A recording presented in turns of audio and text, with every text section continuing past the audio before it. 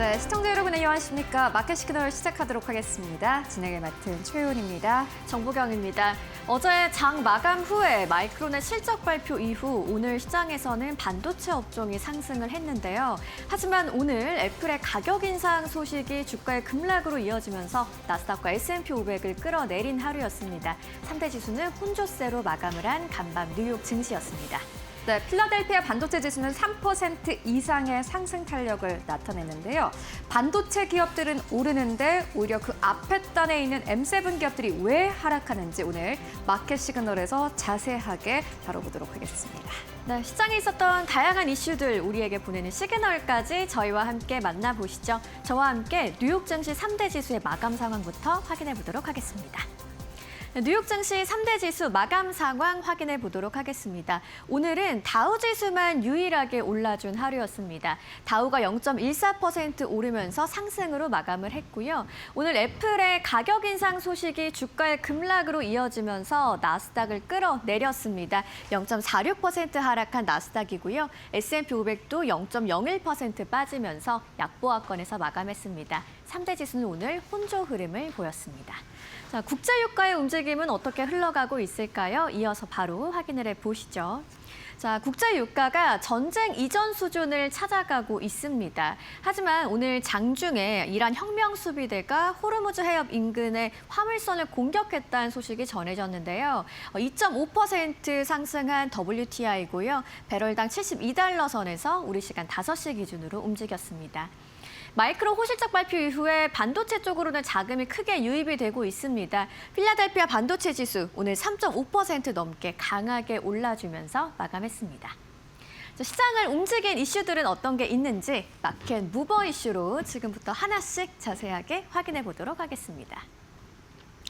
어제 장 마감 후에 호실적을 발표한 마이크론, 오늘 시장에는 어떻게 반영이 됐는지 살펴보셔야겠죠? 지금부터 하나씩 만나보도록 하겠습니다. 자, 어제 마이크론 실적의 핵심 내용을 가져왔습니다. 매출이 414억 달러를 넘어섰고 EPS도 25달러를 넘어서면서 매출과 EPS 모두 시장의 기대치가 높았음에도 불구하고 이를 상당히 뛰어넘는 어닝 서프라이즈를 기록했죠. 특히나 시장에 관심을 가졌던 HBM 판매 호조가 지속될 거라는 부분을 확인을 했고요. 다음 분기 매출 가이던스도 500억 달러로 시장의 기대치를 웃돌았습니다. 결국 AI 데이터 센터 투자와 메모리 수요의 견조함을 재확인했는데요. AI 메모리 수요 다시 한번 확인됐다라고 정리할 수 있는 어제 마이크론의 실적이었습니다. 오늘 시장은 어떻게 반응을 했을까요? 시장이 일단 단순한 실적보다도 AI 투자 사이클이 지속될 거라는 가능성에 주목을 했습니다. 오늘 마이크론은 장중에는 17%가 넘게 급등을 하기도 했고요. 15%대 급등으로 마감을 했죠. 그리고 퀄컴, 어플라이드 머티리얼즈, 램 리서치 등 반도체 업종 전반이 강세를 보였는데요. 결국 메모리에서 장비주까지 이 업종 전체로 투심이 개선되는 모습이었습니다. 필라델피아 반도체 지수도 결과적으로 3%가 넘게 올랐습니다. 최근 제기됐던 AI 투자 둔화와 밸류에이션 부담 우려가 일부 완화되는 움직임으로 이어졌습니다. 이어서 다음 내용 한번 살펴보도록 하시죠. 자, 시장은 말씀드린 것처럼 이 AI 투자 사이클이 여전히 이어지고 있다라는 신호를 재확인했고요. 반도체 업종이 오늘 가장 강한 흐름을 보이면서 투자 자금이 유입되는 모습이었습니다. 하지만 메가캡 기술주 쪽으로는 다른 부담이 부각되면서 업종별 차별화가 심화되는 하루였는데요. 자, 한마디로 정리를 해본다면 오늘 시장은 AI 기대가 살아난 반도체, 그리고 다른 악재를 마주한 빅테크가 엇갈린 하루였습니다. 오늘 시장이 마이크론 실적을 통해서 AI 투자 기대를 다시 확인했습니다만 애플의 가격 인상 그리고 경제 지표의 발표로 빅테크가 약세를 보였고 나스닥은 발목을 접혔는데요. 어떤 이야기인지 살펴보시죠. 애플이 메모리 가격 부담으로 제품값을 인상하겠다는 내용이 오늘 시장을 흔들었습니다. 바로 원가의 상승이 소비자 가격으로 전가되는 걸 확인할 수 있는 부분이었는데요. 맥북과 아이패드의 가격 인상을 발표한 애플이죠. 맥북 에어는 $1,099에서 $1,299로, 그리고 맥북 프로와 아이패드 프로 등은 최대 $300 인상이 됩니다. 메모리와 저장 장치 가격 상승이 바로 이 가격 인상의 배경이 됐는데, 그래서 오늘 애플의 주가는 장중에 4% 이상 하락하기도 했습니다. 더 하락폭을 키우면서 오늘 마감을 했죠. AI 투자 확대에 따른 메모리 가격의 상승이 완성품 업체에게는 이렇게 원가의 부담으로 이어지는 걸 확인할 수 있는 대목이었습니다. 그리고 오늘 연준이 상당히 가장 중요하게 보는 물가 지표인 PCE 발표가 됐습니다. 미국의 5월 PC 헤드라인을 먼저 확인해 보시면 전년 대비해서는 4.1%, 2023년 이후 가장 높은 수준으로 나왔고요. 전월 대비해서도 0.4% 올랐습니다만 시장의 예상은 하회했습니다. 또 시장이 중요하게 보는 게 바로 근원 PC이죠. 전년 대비 3.4%, 전월 대비 0.3% 올랐는데 전월보다 상승을 했습니다만 시장의 예상에는 부합을 했고요. 물가 둔화가 정체될 거라는 우려는 지속되는 결과였습니다. PC가 이렇게 예상에 부합을 했습니다만 고물가는 이어졌고요. 금리 인하 기대를 키우기에는 부족한 결과였습니다. 그리고 오늘 GDP와 고용도 발표가 됐는데 예상보다 견조하게 나왔습니다. 1분기 GDP는 2.1% 상향됐고요. 신규 실업수당 청구 건수도 시장의 예상을 하회했습니다. 자, 한마디로 오늘 발표된 경제 지표들 종합적으로 정리를 해본다면 물가는 쉽게 내려오지 않는 가운데 경기와 고용은 버티는 모습이었습니다. 결과적으로는 연준의 긴축 경계감을 유지하게 되는 발표였습니다. 오늘의 결론을 한번 내려보겠습니다. 시장의 해석인데요. 반도체가 일단은 AI 투자 확대에 직접적인 수혜를 받는다는 것으로 해석을 했죠. 하지만 애플 등 완성품 업체에게는 원가 부담과 마진 압박 우려가 부과되는 이야기였고요. PC도 금리 인하 기대를 높이지는 못하는 수준으로 발표가 됐습니다. 성장주 쪽으로는 투자 심리가 제약을 받을 수밖에 없는 결과였습니다. 시장 관점에서 정리를 해본다면 AI 투자 확대, 반도체에는 명확한 호재지만 빅테크 일부 기업들에게는 비용 부담으로 나타났고요. PC까지 고물가를 확인하면서 반도체의 강세를 오늘 나스닥은 온전히 반영하지 못한 하루였다라고 정리해 볼 수 있겠습니다. 오늘 업종별로 이렇게 좀 차별화 장세가 일어났는데요. 종목별로 어떤 이슈들이 있었을까요? 최여은 앵커가 준비했습니다. 네, 기술주는 전반적으로 혼조세를 보였습니다. 결국에는 이 힌트가 어제 실적을 발표한 마이크론 테크놀로지의 실적에 있었는데요. 매출 총 이익률이 86%에 달했습니다. 이 말은즉슨 마이크론이 칩을 100원에 판다면은 약 86원이 남는다라는 의미인데 또 이 말을 잘 해석해 보자면은 이것에 대한 이 피해는 또 어떤 다른 기업이 가지고 가야 된다라는 이야기입니다. 오늘 시장에서 잘 보면요. 애플이 이 피해를 가지고 가고 칩 기업들, 마이크론 테크놀로지와 같은 기업들이 결국에는 수혜를 받는다라고 보시면 될 것 같은데요. 오늘 관련된 종목들의 흐름 함께 살펴보도록 하겠습니다. 먼저 엔비디아입니다. 1.6%대 하락세 나왔고요. 마이크로소프트 3.4%대 하락세, 애플의 하락폭이 꽤나 컸습니다. 6%대 하락세 나왔고요. 그 이후에 알파벳이 0.46%의 하락세, 그리고 메타가 2.65% 하락세, 아마존이 3.1% 하락세, 테슬라가 0.11% 약보합 수준에서 거래 마감했습니다. 말 그대로 M7 기업들이 일제히 하락하면서 거래를 마감을 했습니다. 마이크로소프트 그리고 애플이 모두 다 제품 가격을 인상했습니다. 칩 가격이 너무 비싸서 이 가격을 소비자한테 전가하겠다라는 게 이 애플의 이야기였는데요. 결국에는 우려 자체가 애플 그 자체에 좀 쏠렸습니다. 원래는 지금까지는 기업들이 우리가 제품 가격을 올릴게요 하면은 주가가 상승했습니다. 그런데 이번에는 왜 하락했을까요? 이렇게 계속해서 올리다 보면은 이 소비자들이 안 사는 거 아니야라는 우려가 나왔고요. 여기에 더불어서 이 정도 올리는 것 가지고는 아마 좀 약간 부족할 텐데라는 게 어제 마이크론 테크놀로지의 실적을 통해서 알 수 있었습니다. 그렇기 때문에 하락폭이 조금 더 컸다라는 부분을 함께 확인하실 수 있고요. 마이크로소프트도 역시나 마찬가지로 엑스박스의 가격을 인상한다라고 밝히면서 주가가 보시다시피 원래도 좋지 않았는데 3% 이상의 하락세 나오면서 거래 마감했습니다.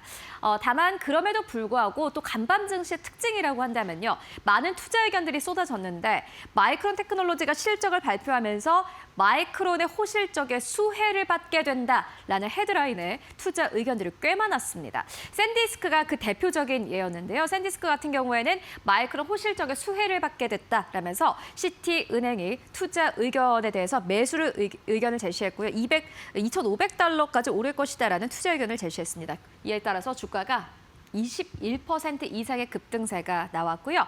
어플라이드 머티리얼즈도 역시나 마찬가지로 마이크론 테크놀로지 호실적의 실적 수혜주다라는 투자 의견 함께 제시됐습니다. 13% 이상 급등하면서 거래 마감했습니다. 반도체 안에서도 하드웨어 쪽에 굉장히 강력하게 움직인 모습 함께 확인하실 수 있고요.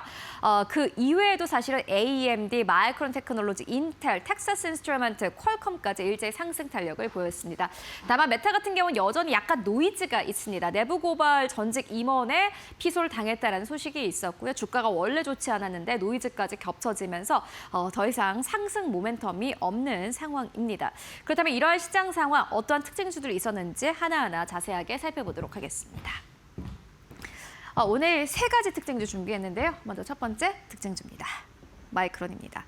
마이크론 테크놀로지가 실적을 발표했는데 15% 이상 급등하면서 거래 마감했고 시가총액 자체가요. 장중한 때는 테슬라와 메타를 앞질렀습니다. 지금 서스케안나는 마이크론 테크놀로지의 목표 주가를 월가에서 가장 높게 보고 있는데 2,000달러 선까지 높여 잡았습니다. 그리고 많은 투자은행들이 과연 마이크론 테크놀로지에 대해서 어떠한 투자 의견을 냈을까 잘 살펴봤더니요. 약 10개 투자은행들이 간밤에 마이크론 테크놀로지의 목표 주가를 상향 조정했습니다. 모건 스탠리까지 마이크론 테크놀로지의 목표 주가를 상향 조정했고요. 요지는 이렇습니다. 장기 공급 계약, 이 부분이 투자은행들이 내놓은 투자 의견 가운데 가장 중요한 요소였는데요.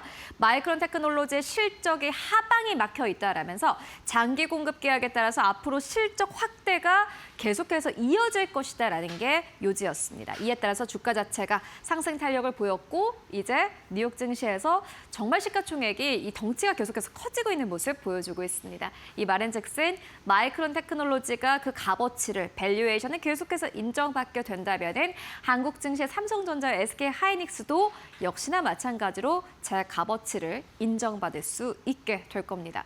마이크론 테크놀로지의 주가를 함께 꼭 체크해 보셔야 될 것 같고요. 두 번째로는 퀄컴입니다. 2029 회계연도 비스마트폰 부분 매출 목표치를 일단은 배로 상향했습니다. 이에 따라서 주가가 4% 가깝게 상승하면서 거래 마감했는데요. 퀄컴은 지금까지는 스마트폰 판매가 워낙 부진하다 보니 실적 자체가 좋지 않았는데 이 퀄컴의 칩이 일단 AI 데이터 센터에 들어가는 이 기대감과 함께 주가가 상승 탄력을 보이고 있고 이게 실질적으로 실적에도 반영이 되고 있습니다. 세 번째로는 애플인데요. 오늘 S&P 500 가운데 어떤 기업이 가장 부진했다 봤더니 애플이었습니다. 주가가 6% 가깝게 내렸고요. 아이패드와 맥북의 가격을 인상한다라고 밝혔습니다. 결국에는 이게 사실 보통 같으면은 소비자에게 이 가격이 전가되는구나라고 생각을 하면서 주가가 상승했겠지만은 이번에는 칩의 가격이 이렇게 빨리 오르는데 이 정도 인상 가지고 되겠어? 앞으로 또 인상하는 거 아니야? 라는 우려가 아주 강력하게 나왔습니다. 주가 자체가 그리고 사상 최고치 부근에서 맴돌고 있었기 때문에 주가의 하락폭이 조금 더 깊게 나타나는 이 증상을 보였습니다. 그렇다면 이러한 시장 어떻게 정리해 볼 수 있을까요? 저희 함께 정리해 보고 가도록 하겠습니다. 오늘은 딱 이 말이 맞지 않을까 싶은데요. 지금 소비자들은 고물가로 인해서 미국에서는 굉장히 고통받고 있습니다. 그런데 CNBC는 이렇게 이야기를 합니다. 현재 소비자들은 이러한 가격 인상을 충분히 감당할 만큼 견조한 상태다. 라고 이야기합니다. 오늘 많은 기업들이 자사 제품의 가격 인상을 발표했습니다. 그런데 CNBC는 다른 이야기를 합니다. 오늘 주가는 내렸지만 사실 소비자들이 이 정도는 살 수 있어 라고 이야기를 한 거고요. 그리고 물가는 여전히 높은 수준이지만 이렇게 이야기합니다. But it's not out of control. 통제 불능 상태는 아니다라면서 그래도 미국 정부가 이게 통제가 가능한 상황이기 때문에 연준이 통제가 가능한 상황이기 때문에 우리는 지금 이 상황에서는 물가를 걱정할 필요가 없다라고 이야기를 합니다. 지금은 사실 시장에서는 물가를 걱정하는 것 반, 그리고 칩 종목들, 반도체 기업들의 호실적에 환호하는 것 반, 이렇게 흘러가고 있는데 이게 또 분위기가 바뀔 수가 있습니다. 물가 부담이 그래도 우리가 걱정할 정도는 아니다라는 투자 의견들이 나오고 있기 때문입니다.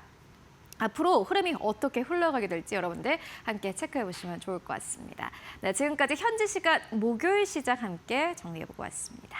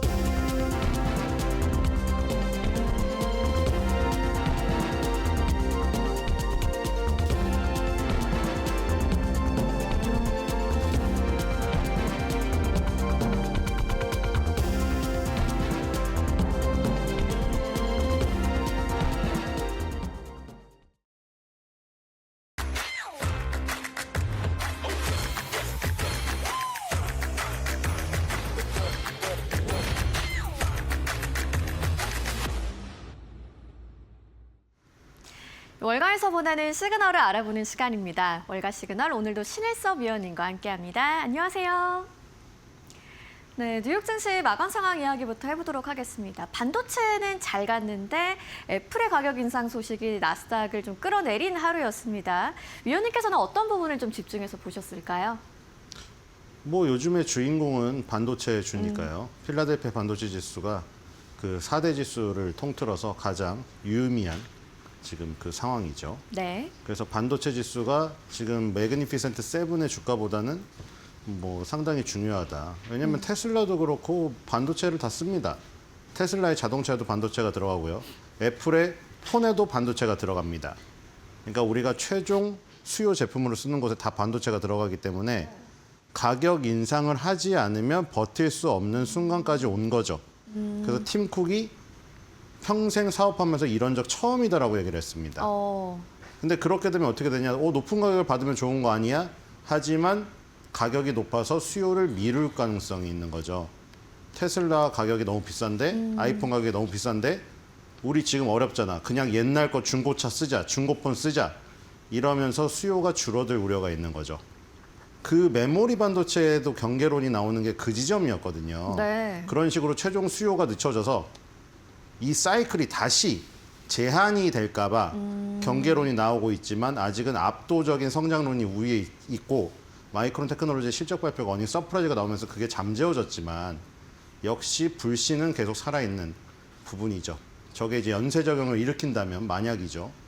수요 제품을 최종 수요자가 소비를 안 해버리고 그러면 애플하고 테슬라에서 반도체 칩의 구매를 늦출 수가 있겠죠. 네. 네, 그런 것을 우려를 하는 일부 비관론이 존재합니다. 분명히. 예, 그런 것도 염두에 두면서 시장을 봐야 될 것 같습니다. 네, 간밤에 마이크론의 급등, 하지만 애플은 크게 하락할 수밖에 없었던 이유에 대해서 정리를 해주셨습니다. 이어서 오늘의 월가 시그널 키워드로 바로 확인을 해보시죠.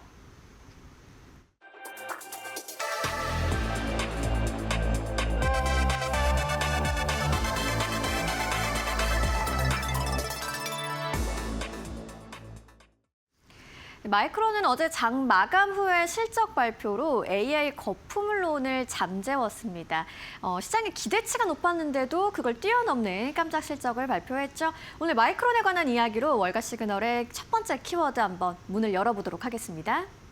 네, 그 마이크론 테크놀로지가 이제 그 계속해서 목표 주가 상향 보고서가 나오는데 네네.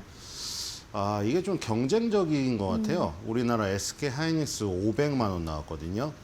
종합주가지수 15,000. 그 다음에 마이크론 테크놀로지 2,000. 지금 계속 이 어떤 마디지수대를 이제 그 계속 넘나들면서 계속 상향을 하고 있는데, 네. 자, 이 지금 그 잠재력에 대한 부분이죠. 얘가 어느 때 어느 정도의 가치를 받을 수 있는가에 대한 보고서 상향이 계속 나오고 있는데 정말 이거는 신규 매수자들은 타이밍 잡기 정말 어렵습니다. 왜냐하면 눌림목이 나오지를 않아요. 그래서 네. 이제 계속 매일 올라가다 보니까 어제 본 가격 때문에 사기가 그렇습니다. 그러니까 보유한 사람이야 워낙에 좋겠지만 뭐 그것도 저점에서 끝까지 보유한 사람이 있을까요? 있을까 싶은데 있다고 한다면 그분들은 정말 아주 편하게 이익 실현을 할 수가 있는 상황이고 이 중간중간에 들어가려고 하는 사람들은 굉장히 머뭇거리게 하는 지금 상황이죠. 그러니까 지금 이게 그냥 어떻게 보면은 거의 뭐 포커에서 레이스입니다. 계속 부르짖고 지금 뭐 어느 정도까지 올라갈지 알 수가 없는 상황 속에서 왜냐하면 지금 외치면 잘 맞고 명성은 얻을 수 있거든요. 지금 뭐 그런 거 많지 않습니까? 야, 올라갈 때는 나도 얘기하겠다. 뭐 그런 거 커뮤니티에 많이 올라오잖아요. 댓글에도. 근데 올라가니까 지금 아무리 막 외쳐도 잘 맞아요. 그래서 지금은 그냥 마구 지금 서로 외치는 경쟁적인 어떤 상황입니다. 네, 마이크론이 사상 최대 매출과 EPS를 발표한 후에 월가에서는 이 마이크론의 목표가를 줄상향하고 있는데 그 이유를 찾아볼 수 있는 내용이 좀 나와 있는 것 같습니다. 이 내용을 하나씩 좀 살펴볼까요? 네, 뭐 AI 메모리에서 업계 최고 성능의 전력 효율이다. 네. 뭐 HBM3E가 있고요, DDR5가 있는데 둘 다 D램입니다. 자, 결국에는 D램 이게 지금 결국에는 가격 그 상승이 계속 일어나면서 장기 공급 계약을 따내면서 엄청 효자가 되었죠. 그리고 마이크론 테크놀로지도 결국에 D램과 낸드 플래시를 같이 하기 때문에 어제 본 대로 낸드 플래시 쪽 수요까지 살아나면서 삼성전자 SK하이닉스도 낸드 플래시 쪽 라인을 D램 라인, HBM 라인으로 돌리려다가 낸드 플래시가 잘 된다는 소식에 다시 살리고 있습니다. 네. 자, 지금 그런 상황이고요. 그래서 이제 D램과 낸드 플래시 투 아이템이 둘 다 지금 잘 팔리고 있는 상황입니다. 아까 말했듯이 이제 아이폰이 가격 인상을 고려할 정도로 지금 가격이 급등하고 있는 상황이기 때문에 이 메모리 반도체 업체들은 굉장히 녹아났죠, 완전. 부르는 게 값입니다. 바뀌었죠, 원래? 최종 수요처가 값이죠. 애플이 아이폰을 만들고 테슬라가 자동차를 만들고 이 끝단에 있는 회사들이 원래 값입니다. 그래서 이제 이 의뢰 회사들, 메모리 반도체 칩 만드는 회사들을 줄 세운 다음에 삼성전자 갖고 와봐, SK하이닉스 갖고 와봐, 마이크론 테크놀로지 갖고 와봐. 너네 얼만데? 야, 삼성전자는 이 가격에 준다는데 왜 마이크론 너네는 이 가격이야? 이런 거였는데 지금 완전히 바뀌었습니다, 가불이. 그런 지금 구도가 아니고 지금 마이크론 테크놀로지가 야, 우리 이 가격에 가져가려고 지금 줄 서 있는데 너네 가져가려면 가져가고 말라면 만들지 마. 이래 버릴 수가 있거든요, 지금. 그렇기 때문에 네. 가불 관계가 완전 바뀌어서 슈퍼 의리돼 버렸다. 이렇게 보시면 될 것 같습니다. 네, 마이크론이 이제 실적 발표 이후에 뭐 시총이 장중에는 1조 4천억 달러까지 오르기도 했었는데요.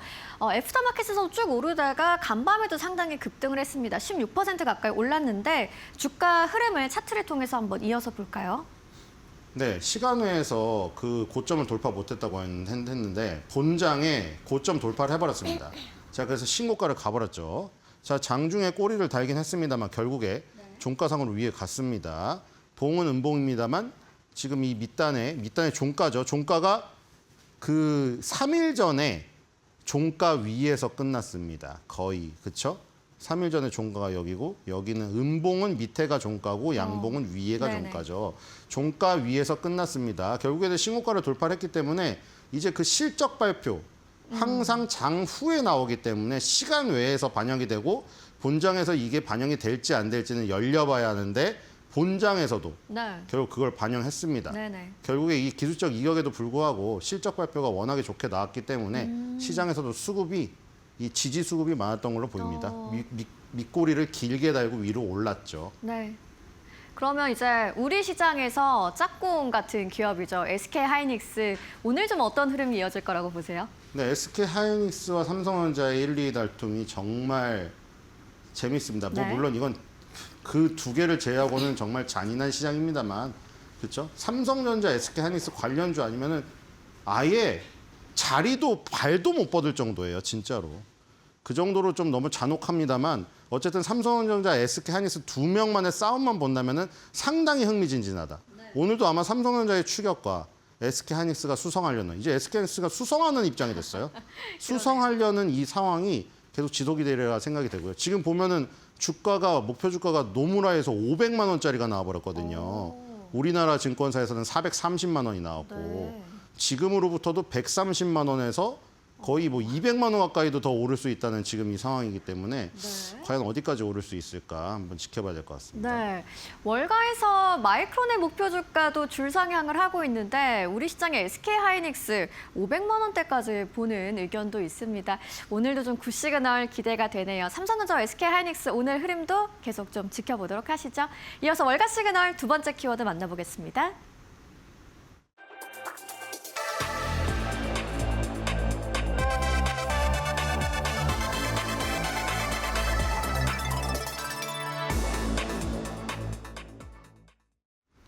네, 마이크론의 훈풍은 이곳으로 불어가고 있습니다. 바로 샌디스크인데요. 시티그룹이 목표가를 상향 조정했습니다. 지금이 매수 기회가 될까요? 오늘 샌디스크 이야기를 한번 두 번째로 나눠보죠.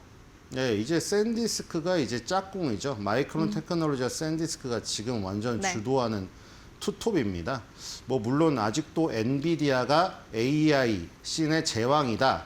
아직 제왕을 뺏기진 않았다는 의견이 있지만 이 두 명의 진군이 정말 굉장히 강력하거든요. 자, 샌디스크의 주력 아이템 두 개가 이미지로 나와 있네요. 자, 지금 사실 스토리지 3사라고 해서 간 업체들이 또 두 개 있잖아요. 네. 시게이트 테크놀로지랑 웨스턴 디지털. 샌디스크까지 3총사로 갔잖아요. 그런데 여기서 시게이트 테크놀로지랑 웨스턴 디지털은 하드 만드는 업체고 저기는 샌디스크는 보시면 SSD죠. SSD 안에 낸드 플래시와 컨트롤러가 탑재되어 있습니다. 그다음에 오른쪽은 우리 많이 보시던 저도 구매한 것 같은데요, 저거. 네. 네, 저거 핸드폰 용량 꽉 찼을 때 옛날 네네. 핸드폰은 바꿔 낄 수 있거든요. 네네. 저 SD 카드 사서 1TB짜리 다시 끼면 동영상 많이 저장할 수 있거든요. 저런 휴대용 저장 장치를 만드는 회사죠. 자, 그래서 이 샌디스크가 저 낸드 플래시와 휴대용 저장 장치 이쪽에서 완전히 지금 폭발을 하면서 저게 데이터 센터 쪽으로 사용되기 시작했어요. 그래가지고 대박이 나버렸죠. 자, 그리고 지금 이게 목표 주가가 이제 2,500달러가 나왔습니다. 마이크론 테크놀로지는 목표 주가가 2,000달러가 나왔잖아요. 네. 샌디스크는 이미 주가 상태가 한 주당 2,000달러가 넘어버렸습니다.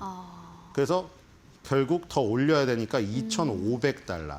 네. 자, 이렇게 되면 마이크론 테크놀로지와 샌디스크가 둘 다 2,000달러 이상에서 노는 장면을 곧 목격할 수가 있다. 이런 생각이 듭니다.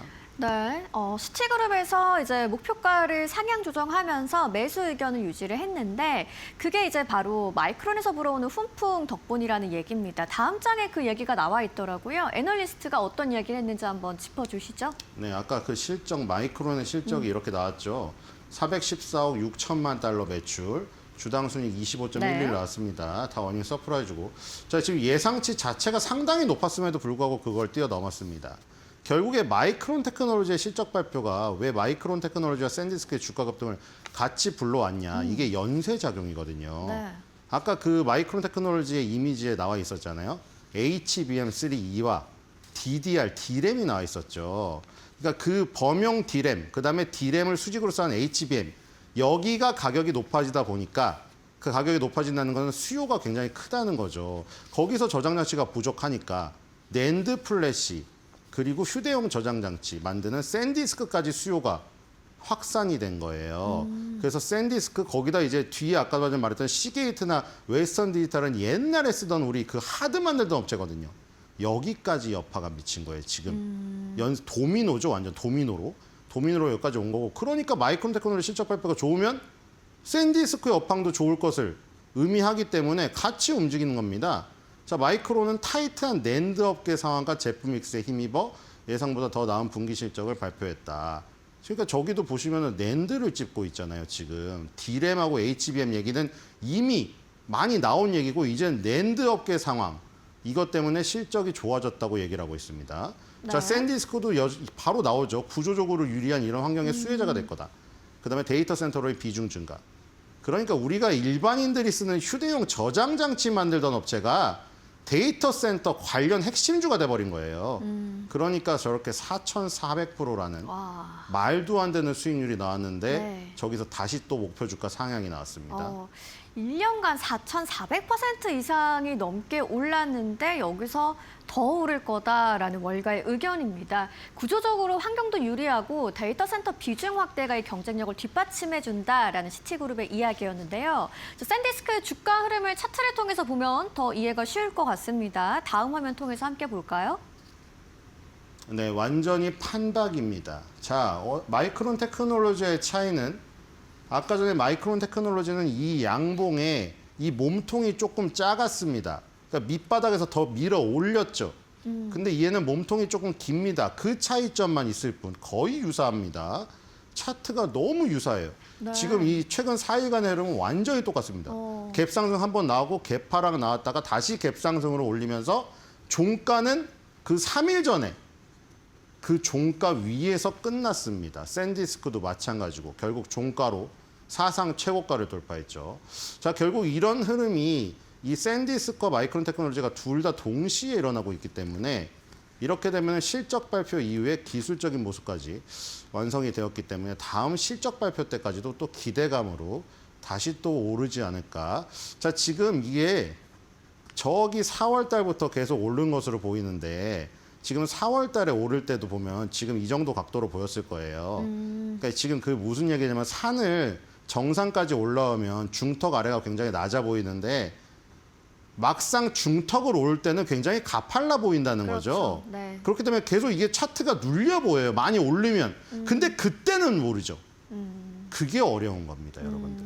지금도 이렇게 가파르게 오르는데 미래를 내다볼 수 있다면 만약에 미래의 저 위를 가 있다. 3,000달러를 가 있다. 그럼 여기가 나중에 차트가 굉장히 납작해 보일 거예요. 야, 저럴 때 왜 못 샀지? 왜냐면 지금 현재 실시간으로는 너무 가팔라 보이기 때문입니다. 네. 그러니까 그거를 뭐 그 어떤 여러 가지 방법이 있는데 차트를 짜부시켜서 보는 방법도 있어요.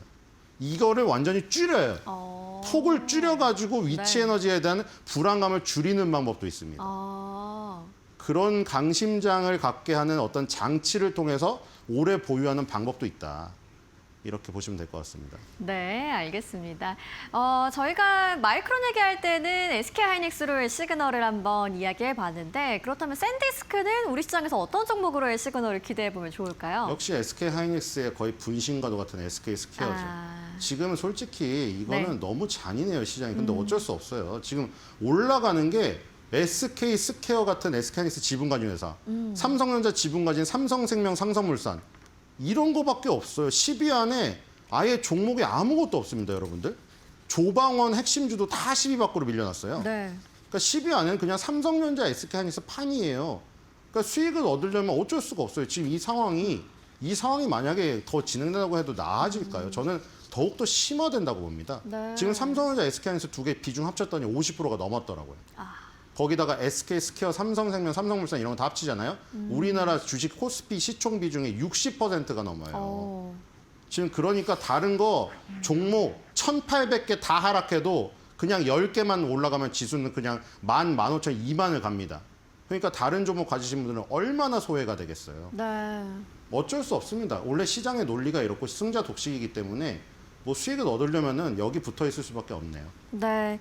어떻게 보면 우리 시장에서 시그널 종목 어느 정도는 좀 답이 정해져 있는 요즘의 상황인 것 같다고 정리를 좀 해주셨습니다. 시그널 종목으로는 SK스퀘어 얘기해 주셨고요. 오늘의 월가 시그널도 신일섭 위원님과 함께 했습니다. 좋은 말씀 고맙습니다.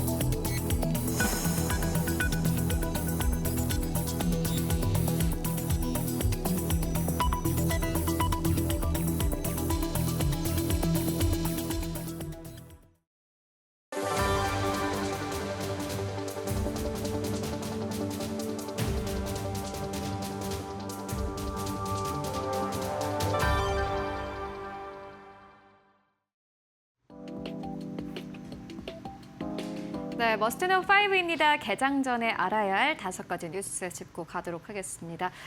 오늘 나스닥의 하락을 이끈 것은 애플이었습니다. 애플이 자사 제품의 가격을 인상하겠다라고 밝혔는데요. 일단 소비자에게 이게 전가될 수 있을까라는 우려감이 나왔고요. 앞으로 매출이 더 확대되지 않을 수도 있겠다라는 우려감까지 함께 나왔습니다. 자세하게 만나보시죠.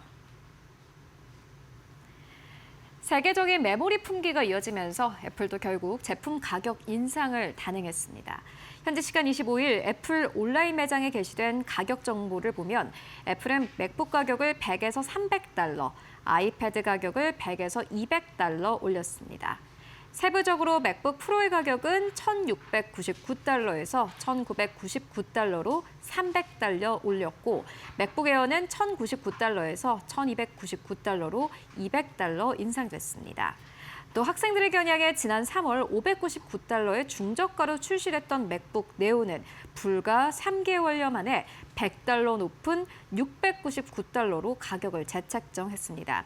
한국 시장 가격은 20만 원 올라 99만 원에서 119만 원이 됐습니다. 시스템 칩, 메모리, 저장 공간 등을 최대 사용으로 선택한 16인치 맥북 프로의 가격은 9,999달러, 한국 가격으로는 1,699만 원까지 올랐습니다. 앞서 팀쿡 애플 최고 경영자는 지난 17일 월스트리트저널과의 인터뷰에서 메모리 등 부품 가격 폭등에 대해 100년 만의 홍수라며 가격 인상을 예고한 바 있습니다. 네, 이에 따라서 애플의 주가는 6% 이상 하락하면서 거래 마감했습니다. 앞으로 애플의 주가를 함께 체크해 보실 필요가 있을 것 같고요. 이어서 두 번째 뉴스입니다. 이렇게 하락하는 기업들이 있는가 하면은 앞으로 실적 확대에 따라서 주가 상승을 기대해 볼 기업들도 있을 것 같습니다. 바로 퀄컴인데요. 지금까지는 스마트폰 시장의 부진으로 인해서 주가가 함께 부진한 흐름을 보여온 바 있는데 AI 칩 시장을 겨냥해서 앞으로 매출이 확대될 것이다라고 전망했습니다. 자세하게 만나보시죠. 스마트폰 칩 강자 퀄컴이 HBM 대신 저가 메모리를 활용한 새로운 AI 칩으로 데이터 센터 시장에 도전장을 내밀며 메타 플랫폼과 마이크로소프트를 고객으로 확보했습니다. 퀄컴은 뉴욕 투자자 설명회에서 마이크로소프트의 AI 데이터 센터에 투입될 고대역폭 컴퓨트 HBC 칩을 공개했습니다. HBC는 HBM 대신 스마트폰, 노트북용 저가 메모리를 사용합니다. 메타는 퀄컴이 AI 데이터 센터용으로 설계한 CPU 드래곤플라이 C1000을 채택해 2028년 양산 시점부터 후속 세대까지 사용하기로 했습니다. 퀄컴은 이름을 밝히지 않은 하이퍼스케일러 두 곳과도 맞춤형 칩 공급 계약을 체결했으며 매출은 올해 안에 발생하기 시작할 것이라고 밝혔습니다. 또 퀄컴은 이날 설명회에서 2029 회계연도 데이터 센터 부문 매출 목표를 150억 달러로 제시했습니다. 네, 뉴욕 증시의 새로운 주인공이 될 수 있을까요? 퀄컴 함께 주가 기대해 보도록 하겠습니다. 이어서 세 번째 뉴스입니다. 마이크론인데요. 마이크론 테크놀로지의 목표 주가가 연이어서 상향 조정되고 있습니다. 간밤에 10곳 이상의 투자은행들이 마이크론 테크놀로지의 목표 주가를 상향 조정했는데 그 가운데서도 가장 높은 목표가가 얼마일까 찾아봤더니 서스케한나였습니다. 서스케한나는 원래도 월가에서 가장 높은 목표 주가를 제시한 바 있는데 이번에는 $2,000 선까지 갈 것이다라고 전망했습니다. 이유가 무엇일까요? 자세하게 만나보시죠. 서스케한다는 현지 시간 5일 마이크론 테크놀로지의 목표 주가를 $2,000로 상향 조정하면서 메모리 업황에 대한 낙관적인 전망을 제시했습니다. 투자 의견 긍정적을 그대로 유지하되 목표 주가를 기존 $1,750에서 $2,000까지 올렸습니다. 이내 월가에서 제시된 목표가 가운데 가장 높은 가격입니다. 서스케한나는 회사가 향후 1년간 매출 총 이익률이 80% 수준을 유지할 가능성이 높아졌으며 앞으로 수년간 영업 이익률도 70% 이상을 기록할 것으로 전망했습니다.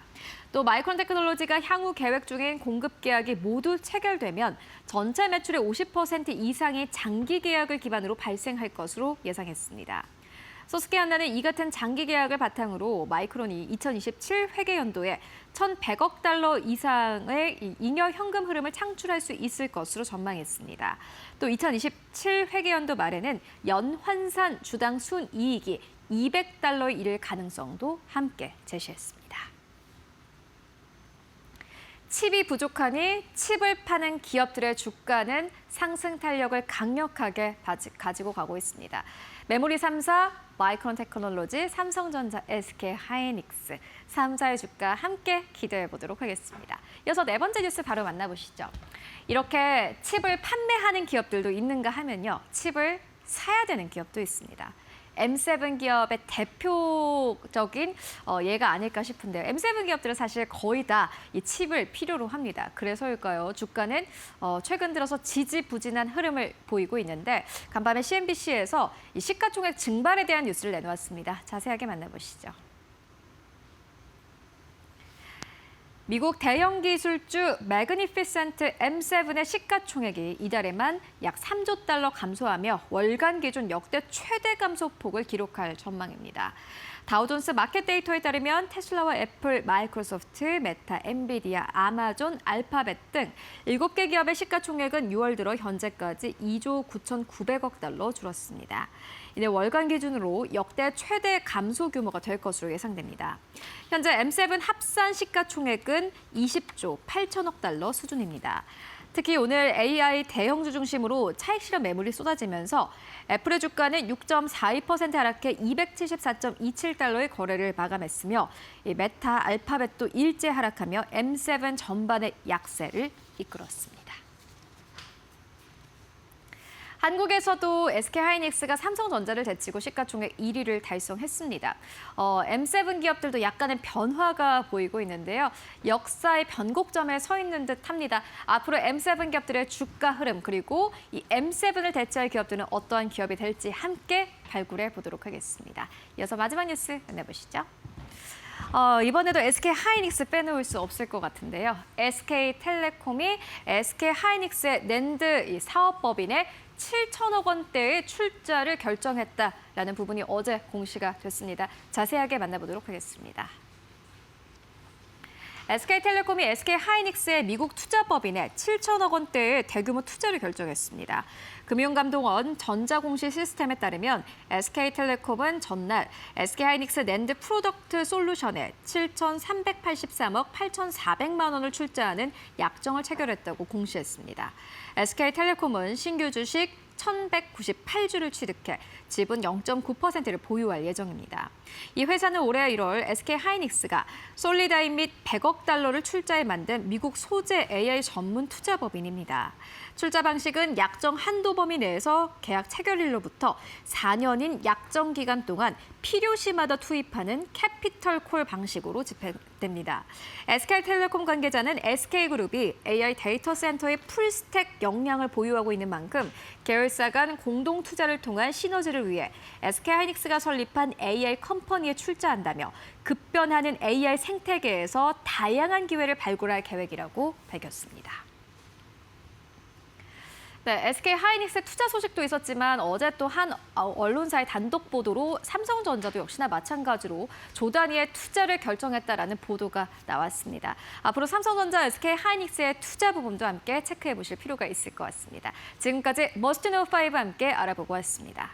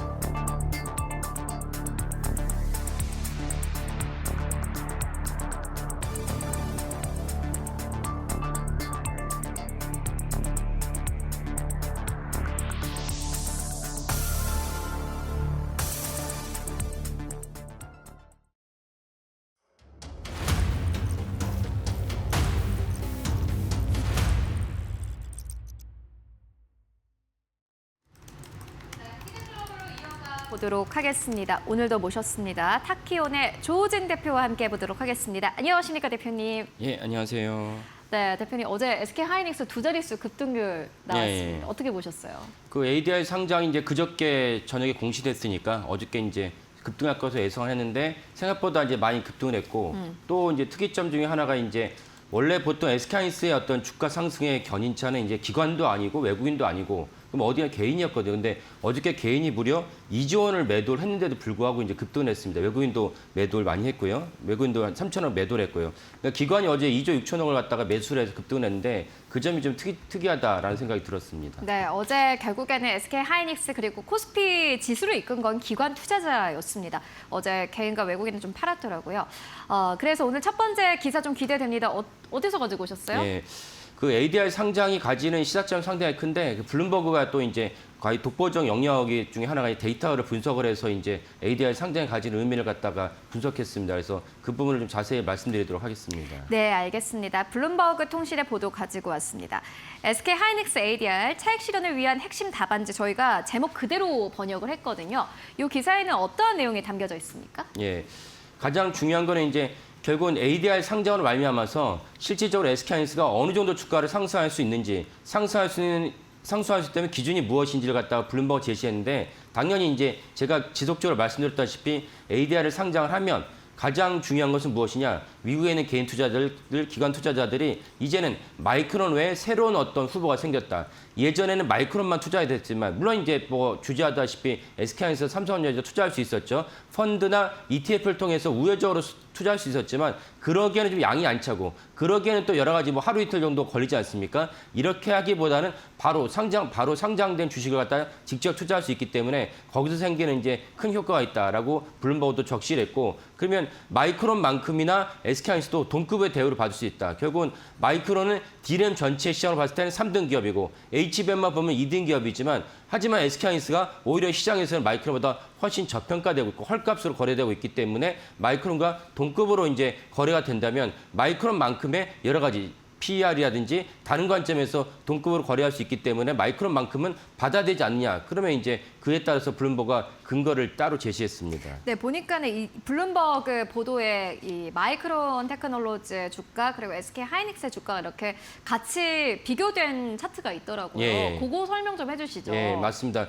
그게 가장 강력하게 이제 블룸버그가 제시하는 하이닉스가 마이크론만큼의 동급 대우를 받게 된다는 이제 전망인데 지금 보시는 차트가 이제 그 차트입니다. 그 수직 차트가 뭐냐 PER 레이쇼입니다. 그러니까 단순한 주가가 아니고 마이크론이나 SK하이닉스가 주가가 있는데 주가를 갖다가 PER로 했을 때 어느 정도 이제 변동폭 있냐를 보이시는데 보게 되는데 회색에 있는 위쪽에 회색이 이제 마이크론의 PER 차트입니다. 밑에 있는 파란색이 이제 하이닉스의 그 PER 차트인데 언제나 보면 두 차트가에서 파란색의 SK하이닉스가 마이크론보다 밑에서 깔고 있죠. 밑에서 깔고 있는데 올해죠. 올해 3월 말까지는 언제나 두 차트가 겹치지 않았습니다. 그래서 두 차트가 벌어졌다가 벌었다 다시 또 이제 좁혀지고 있습니다. 언제 좁혀지고 있느냐?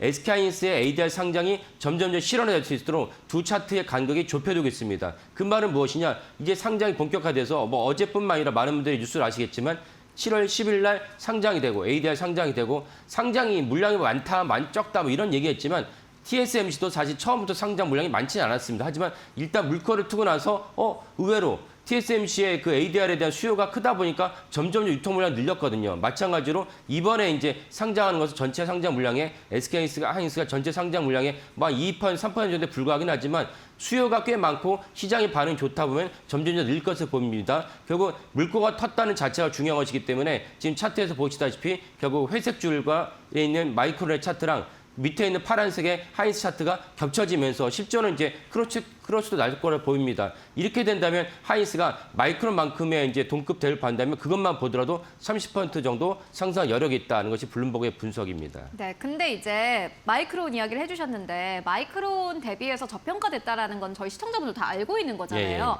보니까 이제 블룸버그 보도에 나온 이 기사의 제목이 딱 저겁니다. 차익 실현을 위한 핵심 답안지 이건데 보니까 이제 한국 투자자들이 좀 걱정해야 되는 부분도 있고 잘 될 수 있는 가능성도 있다라고 이야기를 하는데 이게 이제 얼마나 교환이 가능하냐? 펀지빌리티? 요게 결국은 핵심이더라고요. 그러니까 내가 만약에 한국 시장에서 SK 하이닉스 샀는데 이게 미국 ADR로 전환이 얼마나 자유롭은가에 따라서 사실 SK 하이닉스 주가가 결정될 거다라는 이야기도 있더라고요. 이 부분도 좀 전해주시죠.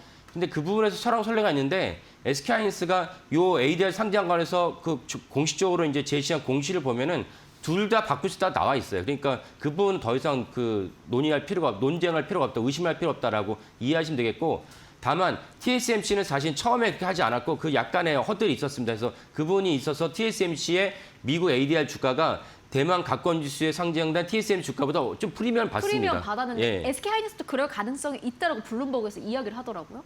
그렇지 않고 제가 본 바로는 그렇지 않고 명확하게 이제 두 사이에 그 왔다 갔다 호환성이 있기 때문에 그렇지 않다고 나와 있는데. 펀지빌리티에 따라서 주가가 결정될 거다라는 게 이 기사의 어쨌든 간에 내용이지 않습니까? 그렇게 되는데 실질적으로 이제 두 주가가 상호 호환이 가능하다고 SK하이닉스 공시에 나와 있기 때문에 그거는 이제 염려할 필요가 없다라고 말씀드리는 거죠. 괜찮다 이렇게 보시는 걸까요? 그러면 SK 하이닉스 ADR이 조금 더 프리미엄을 받을 가능성보다는 이게 뭐 한국 증시라든지 뉴욕 증시와 거의 비슷한 가격에 거래가 될 거다 이렇게 보시는 걸까요? 그렇죠. 다만 이제 언제나 미국은 이제 달러 베이스고 저희는 이제 원화 베이스다 보니까 환율에 대해서 문제가 생길 수 있는 부분이 있겠죠. 그러니까 지금은 1,500원인데 우리나라 원화 1,500원 높다 보니까 뭐 어느 날은 뭐 20원, 30원 왔다 갔다 하는 그런 문제는 있을 수 있겠지만 장기적으로 봤을 때는 결국 환율이라는 게 마이너하고 되게 잡음이라고 본다면 미국에 있는 그 ADR 가격과 한국에 있는 원화의 그 SK하이닉스 가격이 사실은 달러를 환산하면 똑같이 될 수밖에 없다라는 것이 지금의 어떤 그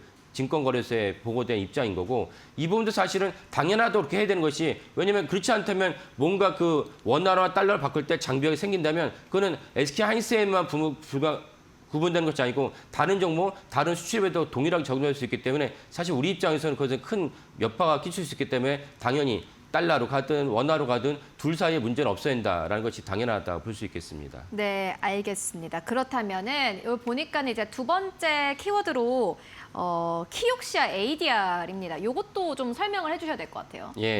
그 SK하이닉스가 이제 세계적인 기업이 됐죠. 왜냐면 벌써 뭐 매출이나 세계적 영향력 봤을 때 그렇고 그 다음에 주지하다시피 지난달에 SK하이닉스가 시총 1조 달러를 돌파했습니다. 1조 달러는 것은 전 세계적으로 봤을 때 20개밖에 안 된다. 20개 중에 누구도 들어가 있냐? 사우디 아람코도 들어가 있어요. 그러니까 이런 말하기 좀 아람코 주주들도 있고 SOL도 주주들도 보실 수 있지만은 야 거기가 우리가 생각하는 그런 제조업으로 분류할 수 있느냐? 왜냐하면 석유를 파서 이제 판매를 하는데 이런 기업도 포함해서 20개밖에 안 되는 1조 달러이기 때문에 SK하이닉스가 사실은 세계적인 기업의 위상이 차지하고 있다. 이러다 보니까 이 기업이 미국의 ADR 상장한다는 것이 전 세계적으로 큰 반향을 일으키고 있습니다. 여기에 이제 SK하이닉스도 지분을 꽤 많이 갖고 있는 한 22%도 갖고 있는 키옥시아 CB 포함해서 25%를 말씀드린 것입니다. 키옥시아도 내년 봄에는 ADR 상장을 추진하고 있다. 그러면 이제 원활하게 될 것으로 보입니다. 왜냐하면 키옥시아도 낸드 플래시에서 3등 기업이고 그 ADR 상장을 하겠다는데 미국 증권거래소 SEC가 싫어할 이유가 없거든요. 그렇다면 이제 키옥시아도 내년 봄쯤에는 이제 ADR을 상장한다면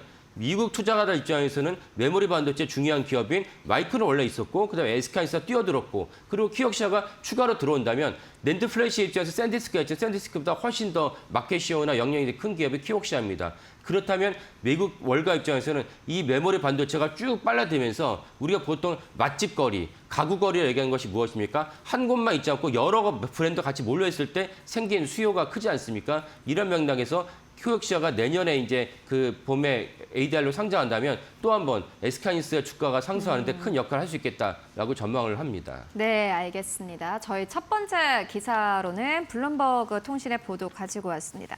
SK 하이닉스 ADR 이제는 사실 지금까지는 시장에서 표면적인 어떠한 좀 이 모멘텀으로 작용을 했습니다. ADR 상장을 하면서 SK하이닉스의 주가가 함께 갈 거야라는 어떠한 기대감으로 올랐는데 이제 뭔가 구체적으로 이야기가 나오고 있습니다.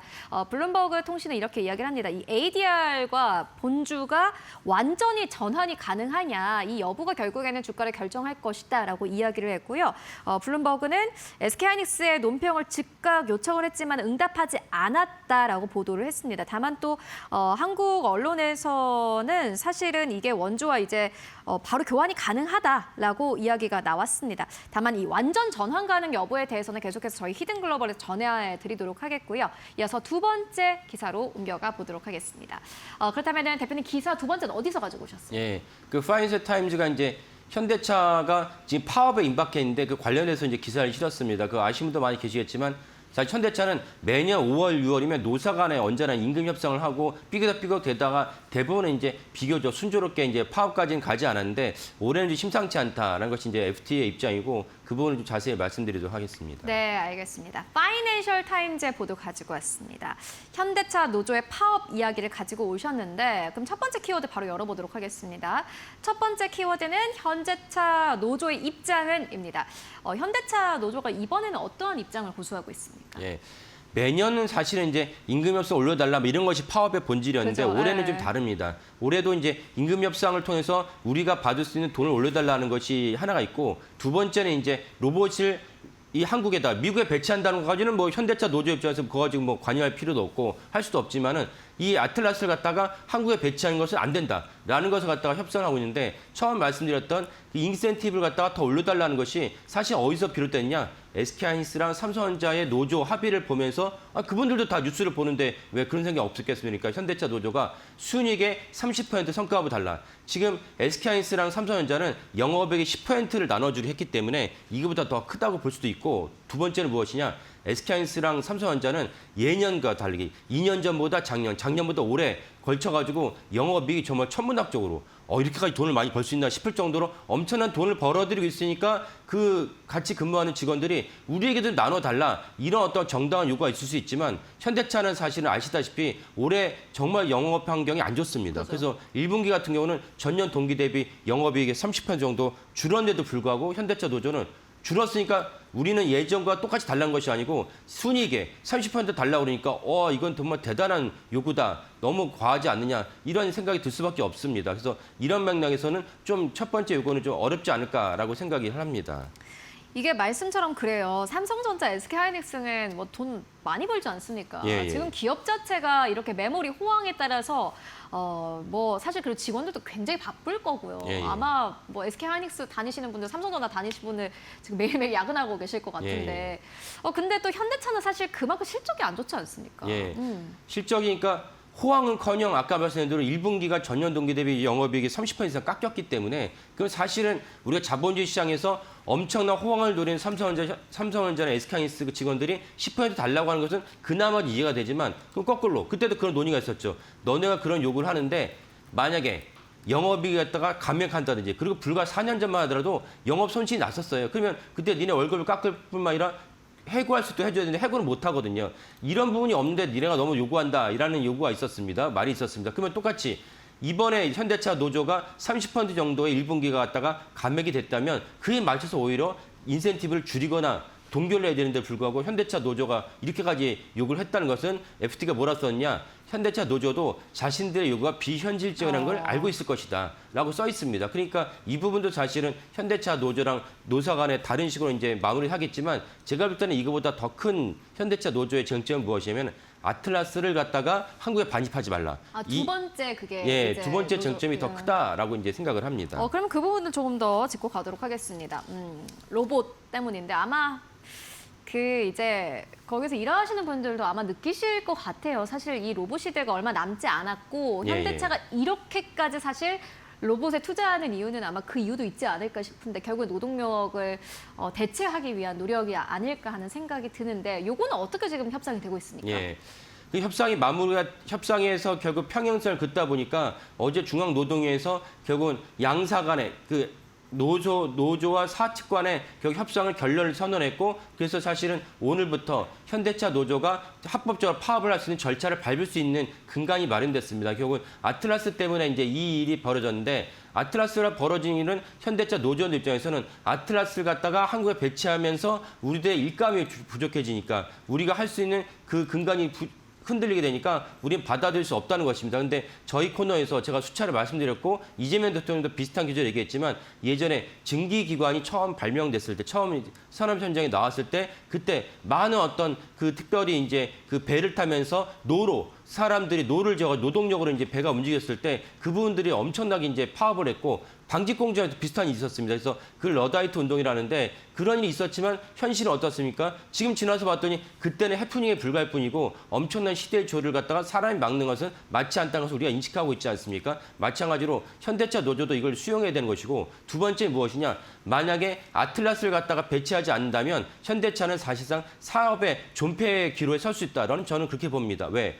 중국에서 엄청난 저임금으로 발명하면서 저임금과 엄청난 인센티브를 발명하면서 중국의 완성차들이 세계를 폭격하고 있습니다. 미국 시장은 관세 때문에 못 들어가지만 유럽, 동남아를 폭격하고 있거든요. 그러면 우리나라가 중국에다가 공장을 짓지 않는 한 대안은 무엇이냐? 아틀라스를 갖고 우리가 저임금으로 대변된 아틀라스를 발명하면서 완성차의 그 단가를 낮추지 않으면 사실상 국내 시장도 초토화될 수 있다라는 전망이 나오기 때문에 아틀라스를 반드시 한 번에 획기적으로 올린다면 당연히 현대차 노조가 감내할 수 없는 그런 고통이 마련되겠지만 이런 일 갖다 노사가 슬기롭게 이제 그 착착착착 진행을 해야 되는데 근본적으로 우리 아틀라스를 받아들일 수 없다. 그러면 현대차의 사실은 존폐 위기까지 겪을 수 있다라고 저는 보고 있습니다. 그래서 이 부분이 사실 현대차 노조가 전형적으로 봐야 된다라고 이제 말씀드리겠습니다. 네, 알겠습니다. 현대차 이제 파업 이슈를 좀 짚고 왔습니다. 지금까지는 사실 주가에 크게 반영은 되지 않았는데 이게 또 주가에 어떻게 반영이 될지 여러분들 함께 체크해 보시면 좋을 것 같습니다. 네, 지금까지 히든글로벌 조우진 대표와 함께 이야기 나눠봤습니다. 말씀 고맙습니다. 네, 감사합니다.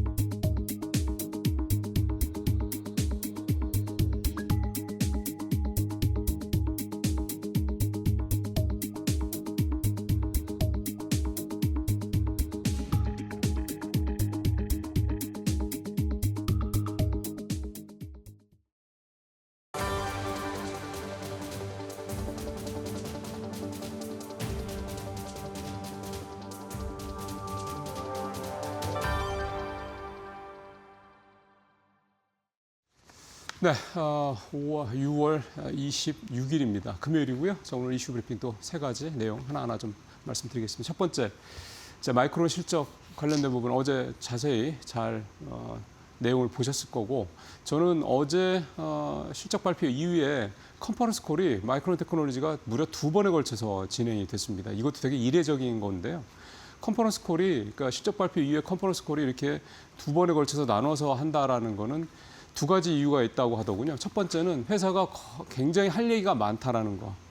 그리고 또 하나는 이렇게 할 얘기가 많다. 2번이나 할 정도라는 거는 그만큼 실적에 대한 특히 향후 실적에 대한 자신감이 있다라는 거. 이렇게 시장에서 해석을 한다고 합니다. 그러니까 마이크론 테크놀로지가 그걸 보여주고 있다라는 거고요. 그래서 어제 마이크론 테크놀로지가 2번에 걸쳐서 컨퍼런스 콜을 했던 내용들 제가 좀 간단하게 좀 정리를 좀 해봤습니다. 첫 번째, 시장에서 가장 중요하게 보는 거는 SCA. 스페셜 커스터머 어그리먼트. 구체적 뭐 이렇게 직역을 하자면 특별 고객 계약 뭐 이런 개념인데요. LTA, 그러니까 장기 공급 계약이랑 똑같이 보통 시장에서는 보더군요. 그래서 LTA라고 그 단어가 더 익숙하실 테니까 그렇게 이해를 하시면 될 것 같고, 총 16개 기업하고 SCA 계약을 체결했고, 데이터 센터 관련된 고객들은 5년, 자동차 관련 고객들은 3년짜리 계약을 맺었습니다. 그다음에 D램 물량의 20%, 낸드는 3분의 1이니까 30% 정도를 SCA를 통해서 공급을 하겠다. 이렇게 좀 얘기를 좀 하고 있고, 이 16개 SCA 중에서 14개가 RPO. 이 RPO라는 거는 계약 의무라고 표현을 하더군요. 이게 $1,000억 얘기입니다. 그러니까 이게 되게 시장에서 여러 가지 얘기들을 좀 하던데요. 이거에 대한 해석, RPO, 그러니까 의무 계약이라는 거, 이거가 사실은 SCA 계약의 가장 코어다, 핵심이다 이렇게 해석을 하고 있습니다. 무슨 얘기냐면 이 $1,000억라는 거는 take or pay라고 이제 어제 표현도 나오던데, 너네가 사가든 말든 간에 너네가 무조건 돈을 내는 계약. 그러니까 이런 식의 계약이라고 하거든요. 이거를 어제 컨퍼런스 콜에서 이 비즈니스 담당 임원이 나와서 이거에 대한 설명을 되게 단호하게 했다고 합니다. 그거 테이크 오 페이 뭐 그 계약 뭐 이름이 좀 그렇긴 한데 그냥 아주 심플해. 그냥 너네가 나중에 뭐 시장이 좀 꺾이고 이래서 우리 그만큼 필요 없어 해도 그건 너네가 가져가야 되는 거야. 돈을 무조건 내고 뭐 이렇게 얘기를 했다고 그러니까 그게 굉장한 자신감이죠. 그래서 이 RPO라는 게 사실 굉장히 다 낯선 단어들입니다. RPO, 뭐 SCA, 사실 LTA도 사실은 굉장히 낯선 단어죠. 이런 단어들이 이번 마이크론 테크놀로지의 그 컨퍼런스 콜, 실적 발표 컨퍼런스 콜에서 우리가 새롭게 좀 듣고 있는 그런 단어들이고 굉장히 의미를 담고 있는 어떤 표현들이다 이렇게 좀 보시면 될 것 같고요. 선급금도 $220억 받고, 그다음에 뭐 3분기, 4분기에 $5억, $100억 뭐 이렇게 계속 수령을 한다는 얘기들이 있는 거고, 그래서 중요한 건 이거죠. 네 번째, 향후 매출의 40%를 SCA가 차지할 거다. 근데 그 컨퍼런스 콜에서 요런 어떤 것과 관련된 다 새로운 내용들이니까 아마 애널리스트도 굉장히 꼼꼼하게 물어본 듯 합니다. 이 SCA라는 부분에 대해서 마이크론 테크놀로지 임원들이 하는 얘기가 뭐냐면 RPO든 뭐 SCA든 뭐든 이런 내용들은 다 우리가 굉장히 보수적으로 대답을 하는 겁니다라는 얘기들을 계속 붙였다라는 겁니다. 그만큼 이 그냥 공개된 단어는 자기들이 봤을 때 확실하다고 생각하는 수치들만 얘기했다 이렇게 좀 해봐야 될 것 같고요. 다음 장 가보겠습니다. SCA 보장 매출 선급금 구조, 뭐 앞서 말씀 최소 뭐 RPO가 $1,000억, 하한가 적용 시 총 매출 이익률이 과거 치고보다 훨씬 높다. 이게 또 되게 중요한 거죠. 그다음에 3분기 최종 RPO가 $50억. 향후 12개월마다 매출이 $18억 계속 나온다. 자동차 소형 계약이지만 대형 계약은 4분기 실적 후에 더 늘어날 거다. 선급금 받았다. 뭐 이런 얘기들. 테이크 오페이 밑에 좀 얘기가 좀 나오고 있고요. 다음 장 가보겠습니다. 이제 중요한 거는 향후 가이던스죠. 일단은 시장에서는 $435억 얘기를 하고 있는데 어제 나왔던 얘기는 그거보다 훨씬 더 높은 $500억 얘기를 좀 나왔고요. 그 $500도 앞서 계속 제가 말씀드린 것처럼 되게 마이크론 측은 보수적으로 얘기를 했다. 그렇게 얘기를 하더라라는 겁니다. 2027년 말 넘어서도 타이트한 수급이 지속될 것이다. 이 얘기는요. 2027년까지는 타이트한 거고 2028년에는 이제 꺾일 거라는 얘기 우리가 많이 하고 있지 않습니까? 2017년 하반기나 2028년 가면은 증설 물량, 그러니까 뭐 그 그린필드 물량들이 이제 나올 거기 때문에 이제 꺾일 거다 이런 얘기를 하는데 어제 마이크론의 얘기는 되게 완곡한 표현이긴 한데 아닐 걸. 2028년까지도 우리가 봤을 때는 공급 쇼티지는 계속될 것 같아요. 그러니까 신규 증설 물량이 나오더라도 그때쯤 가면 이 반도체에 대한 메모리에 대한 수요가 더 늘어날 수 있다. 그 늘어날 수 있다는 거에 대한 근거는 이 다음 장에서 제가 다시 설명을 드리도록 하겠습니다. 그래서 예측 불가하다. 아예 이렇게 얘기를 했습니다. 우리 잘 모르겠어. 우리가 만들고 있지만 솔직히 잘 모르겠다라는 거고 웨이퍼 캐파 확장, 뭐 리드타임 장기화 등등 이런 것들이 이제 쇼티지가 계속해서 길어지고 있는 그 이유로 해석을 하고 있고요. 이 밑에도 그렇죠. 2028년에 진입해도 수요 성장 궤적이 워낙 높아서 수급 불균형 쉽게 해소되지 않을 거다. 이렇게 얘기를 했다는 겁니다. 다음 장 가보겠습니다. 이겁니다. 그러니까 자율주행 로봇 수요, 휴머노이드 로봇, 그다음에 들어가는 이 칩의 그러니까 메모리의 수요가 이렇게 늘어날 것 같다는 겁니다. 그러니까 자율주행은 평균 일반 차 대비해서 메모리랑 스토리지의 비중이 그 탑재량이 5배 이상 늘어날 거라는 거고요. 비중이 올해는 20%, 2030년은 40%를 초과할 것이다라는 얘기입니다. 그러니까 자율주행차가 늘어나면 늘어날수록 메모리에 대한 수요는 그만큼 기하급수적으로 늘어날 거다라는 거고, 특히 중요한 거는 침투율이 확산이 되면서 수요가 계속 늘기 때문에 단가도 수요가 늘어나기 때문에 단가도 계속해서 높아질 것이다. P와 Q가 같이 늘어난다는 게 제일 좋은 얘기 아니겠습니까? 그다음에 휴머노이드 마찬가지입니다. 휴머노이드는 차량에 비해서 오히려 또 10배의 메모리를 더 탑재를 해야 된다라고 합니다. 저거 누가 다 만들겠습니까? 이게 메모리 쪽에 이 가장 큰 장점은 만드는 데가 몇 군데 안 된다는 겁니다. 워렌 버핏이 늘 얘기하는 굉장히 큰 해자가 웬만해서는 들어올 수 없는 해자가 있다는 거죠. 이 와중에 하나만 더 말씀드리면 뭐 대략 다 나왔는데요.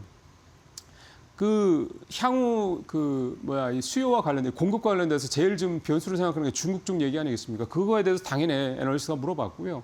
어제 컨퍼런스 콜에서 나왔던 얘기는 중국은 내수용이다. 그리고 중국은 저부가용.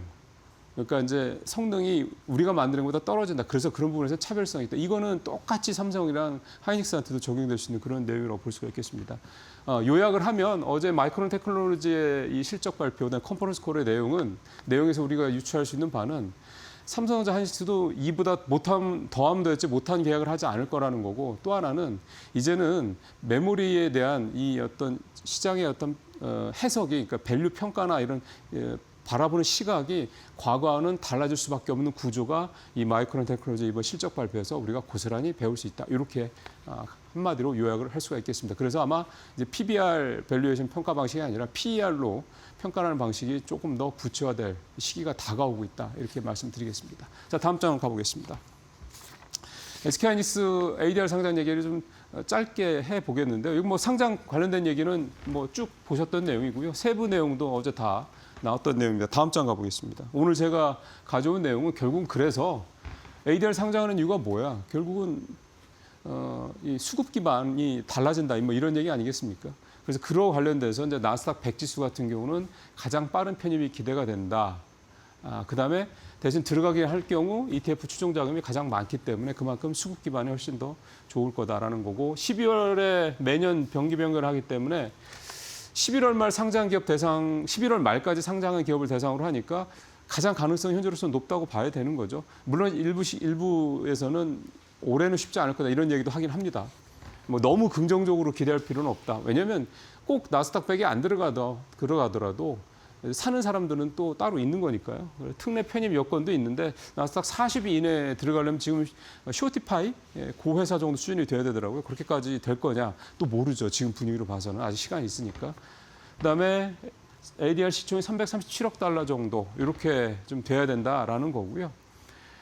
정기 변경 편입 시나리오 이게 현실적인데 이 편입이 되면 QQQ, QQQM 등등등 저기에 들어갈 수 있다. 이렇게 좀 볼 수가 있겠고, 다음 장 가보면 그다음에 이제 기대되는 게 필라델피아 ICE 반도체 지수. 올해는 좀 어렵겠다라고 위에서 좀 결론을 좀 내리고 있고요. 그다음에 12월 편입 가능성도 ICE 반도체 지수는 일부 있긴 한데 여기는 뭐 규모가 그렇게 크질 않아서 뭐 대규모 자금이 들어올 거다 이렇게 기대하기 좀 어렵지 않겠냐 그렇게 얘기를 좀 하고, 밑에 이 ICE라는 거는 선물 기반 매수 수요가 발생할 부분에 대한 기대치는 있다. 그러니까 되기는 될 수 있겠는데 그렇게까지 큰 기대를 하기는 어렵다. 그렇게 얘기를 좀 해보시던 것 같아요. 다음 장 가보도록 하겠습니다. 그래서 전체적으로 좀 보면 나스닥 100에 들어가면 4억 1,700만 달러 정도 이렇게 들어올 거라는 얘기고, 요 추정 금액은 억 원이니까 요거랑 다르죠. 이건 달러니까 달러로 보겠습니다. IC 반도체 지수가 되면 111억 1,500만 달러 정도. 필라델피아 반도체는 크지 않죠. 700만 달러 정도 되니까 세계 지수를 합산하면 5억 3,900만 달러 정도. 5억 달러 정도니까 우리 돈으로 저거 1,500 하면 대략 한 8천억 정도 자금이 들어올 수 있는 여지가 있다. 한 종목입니다. 그러니까 작은 돈이 아닌 거죠. 그런 부분들이 좀 예상이 된다. 이렇게 볼 수 있고요. 결론적으로는 나스닥 100이든 뭐 앞서 필라델피아든 뭐든 이런 지수에 올해 안에 편입이 안 될 가능성도 분명히 있긴 한데 되든 안 되든 간에 일단 하이닉스 ADR 상장이 되면 이제 미국 투자자들이 하이닉스를 우리가 지금 한국에서 삼성전자 하이닉스 투자하듯이 할 수 있게 된다라는 점에서 지금 뭐 레딧과 같은 이런 사이트에서는 굉장히 좀 화제가 되고 있다 하더군요. 그러니까 그런 거에 대한 수요가 늘어날 수 있다. 그러니까 기관 수요, 이거는 기관 수요니까 기관 수요 외에도 개인 투자자들의 하이닉스에 대한 이 투자 수요도 기대해 볼 만하다. 이렇게 말씀을 좀 드릴 수가 있겠습니다. 자, 마지막 하나 더 살펴보도록 하겠습니다. 어제 코스피 전망치가 15,000까지 내다보는 이제 증권사가 나왔습니다. JP모건이고요. 이렇게 보통 얘기하죠. 기본, 강세장, 약세 이렇게 보통 얘기를 하더군요. 낙관, 비관. 기본은 12,500. 요거는 그동안에 나왔던 현대차 증권이 제시했던 랑 좀 현재 같은 수준이죠. 근데 이게 이제 강세장일 경우 좋게 보면 그러니까 잘 되면 15,000까지 갈 수 있다. 코스피가. 이게 이제 보통 다 1년 이내니까요. 12개월 목표니까. 비관을 해서 8,000입니다.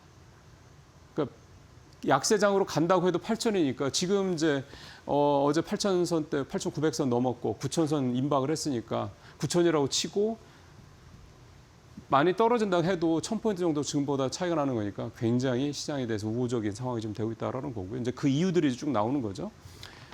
외국인 매도는 뭐 높은 변동성은 지속될 거다, 외국인 매도 지속될 거다, 뭐 이런 부분들에 대한 얘기는 뭐 계속 나오고 있는 거고 AI 투자 확대에 따른 실적 개선, 지배구조 개선, 자산 효과 기대. 실적 이거 하나하나 좀 넘어가 보겠습니다. 실적 개선은 당연히 우리 기업들의 EPS에서 성장한다라는 거니까 이게 제일 중요한 거죠. 딴 거 다 사실 필요 없습니다. 지배구조 개선 이것도 계속 좀 제도적 차원에서 좀 계속 진행이 되고 있는 거고요. 그다음에 장이 좋아지고 또 부동산 가격도 계속 오르다 보니까 이제 자산 가격이 상승하면 부의 효과가 나오게 되죠. 그러면 당연히 소비가 늘어나게 됩니다. 우리나라도 소비가 늘어나게 되면 당연히 내수가 좋아, 수출은 뭐 좀 반도체 때문에 계속 좋으니까 수출이 이렇게 좋은 데다가 만약에 내수까지 좋아진다. 그러면 성장률이 지금 뭐 우리나라 성장률 3.2%까지 JP모건이었나요? TCT에서 얘기했군요, 얼마 전에. CT가 3.1%까지 얘기했는데 더 나올 수 있는 여지가 있다라고 좀 봐야 되는 거죠. 당장 뭐 올해가 아니라도 내년, 내후년 이렇게 계속 간다고 했을 때는 우리나라가 지금 잠재 성장률이 1.8에서 2% 사이 왔다 갔다 한다고 그러는데 우리가 만약 3%대 성장을 지속한다. 그러면 잠재 성장률도 그만큼 이제 세수가 늘어나니까 정부가 뭔가 이것저것 할 수 있는 여지도 늘어나는 거고 그렇게 되면은 잠재 성장률도 올라갈 수 있는 여지가 훨씬 크죠. 그런 부분들까지 좀 감안했을 때 한국은 코스피가 15,000까지 갈 수도 있다. 그러니까 결국은 이런 흐름이 계속된다고 하면 결국 이 15,000이라는 건도 지나가는 과정일 겁니다. 뭐 꼭 지수가 뭐 2만, 3만 가야 된다, 뭐 그렇게 뭐 볼 수가 있는 건 아니긴 합니다만 이렇게 우리도 이제 미국장처럼 꾸준히 매년 이렇게 성장하는 그런 장이 언젠가 된다고 그런다면 또 그거에 대한 기반이 기업들의 실적이라고 그런다면 이제 한국 시장도 뭐 어디다 내놔도 뒤지지 않을 선진국 시장이다 이렇게 볼 수 있는 그런 시점이 이제 불과 몇 년 안에 올 수 있지 않겠냐 그런 기대감을 가져보겠습니다. 마치겠습니다.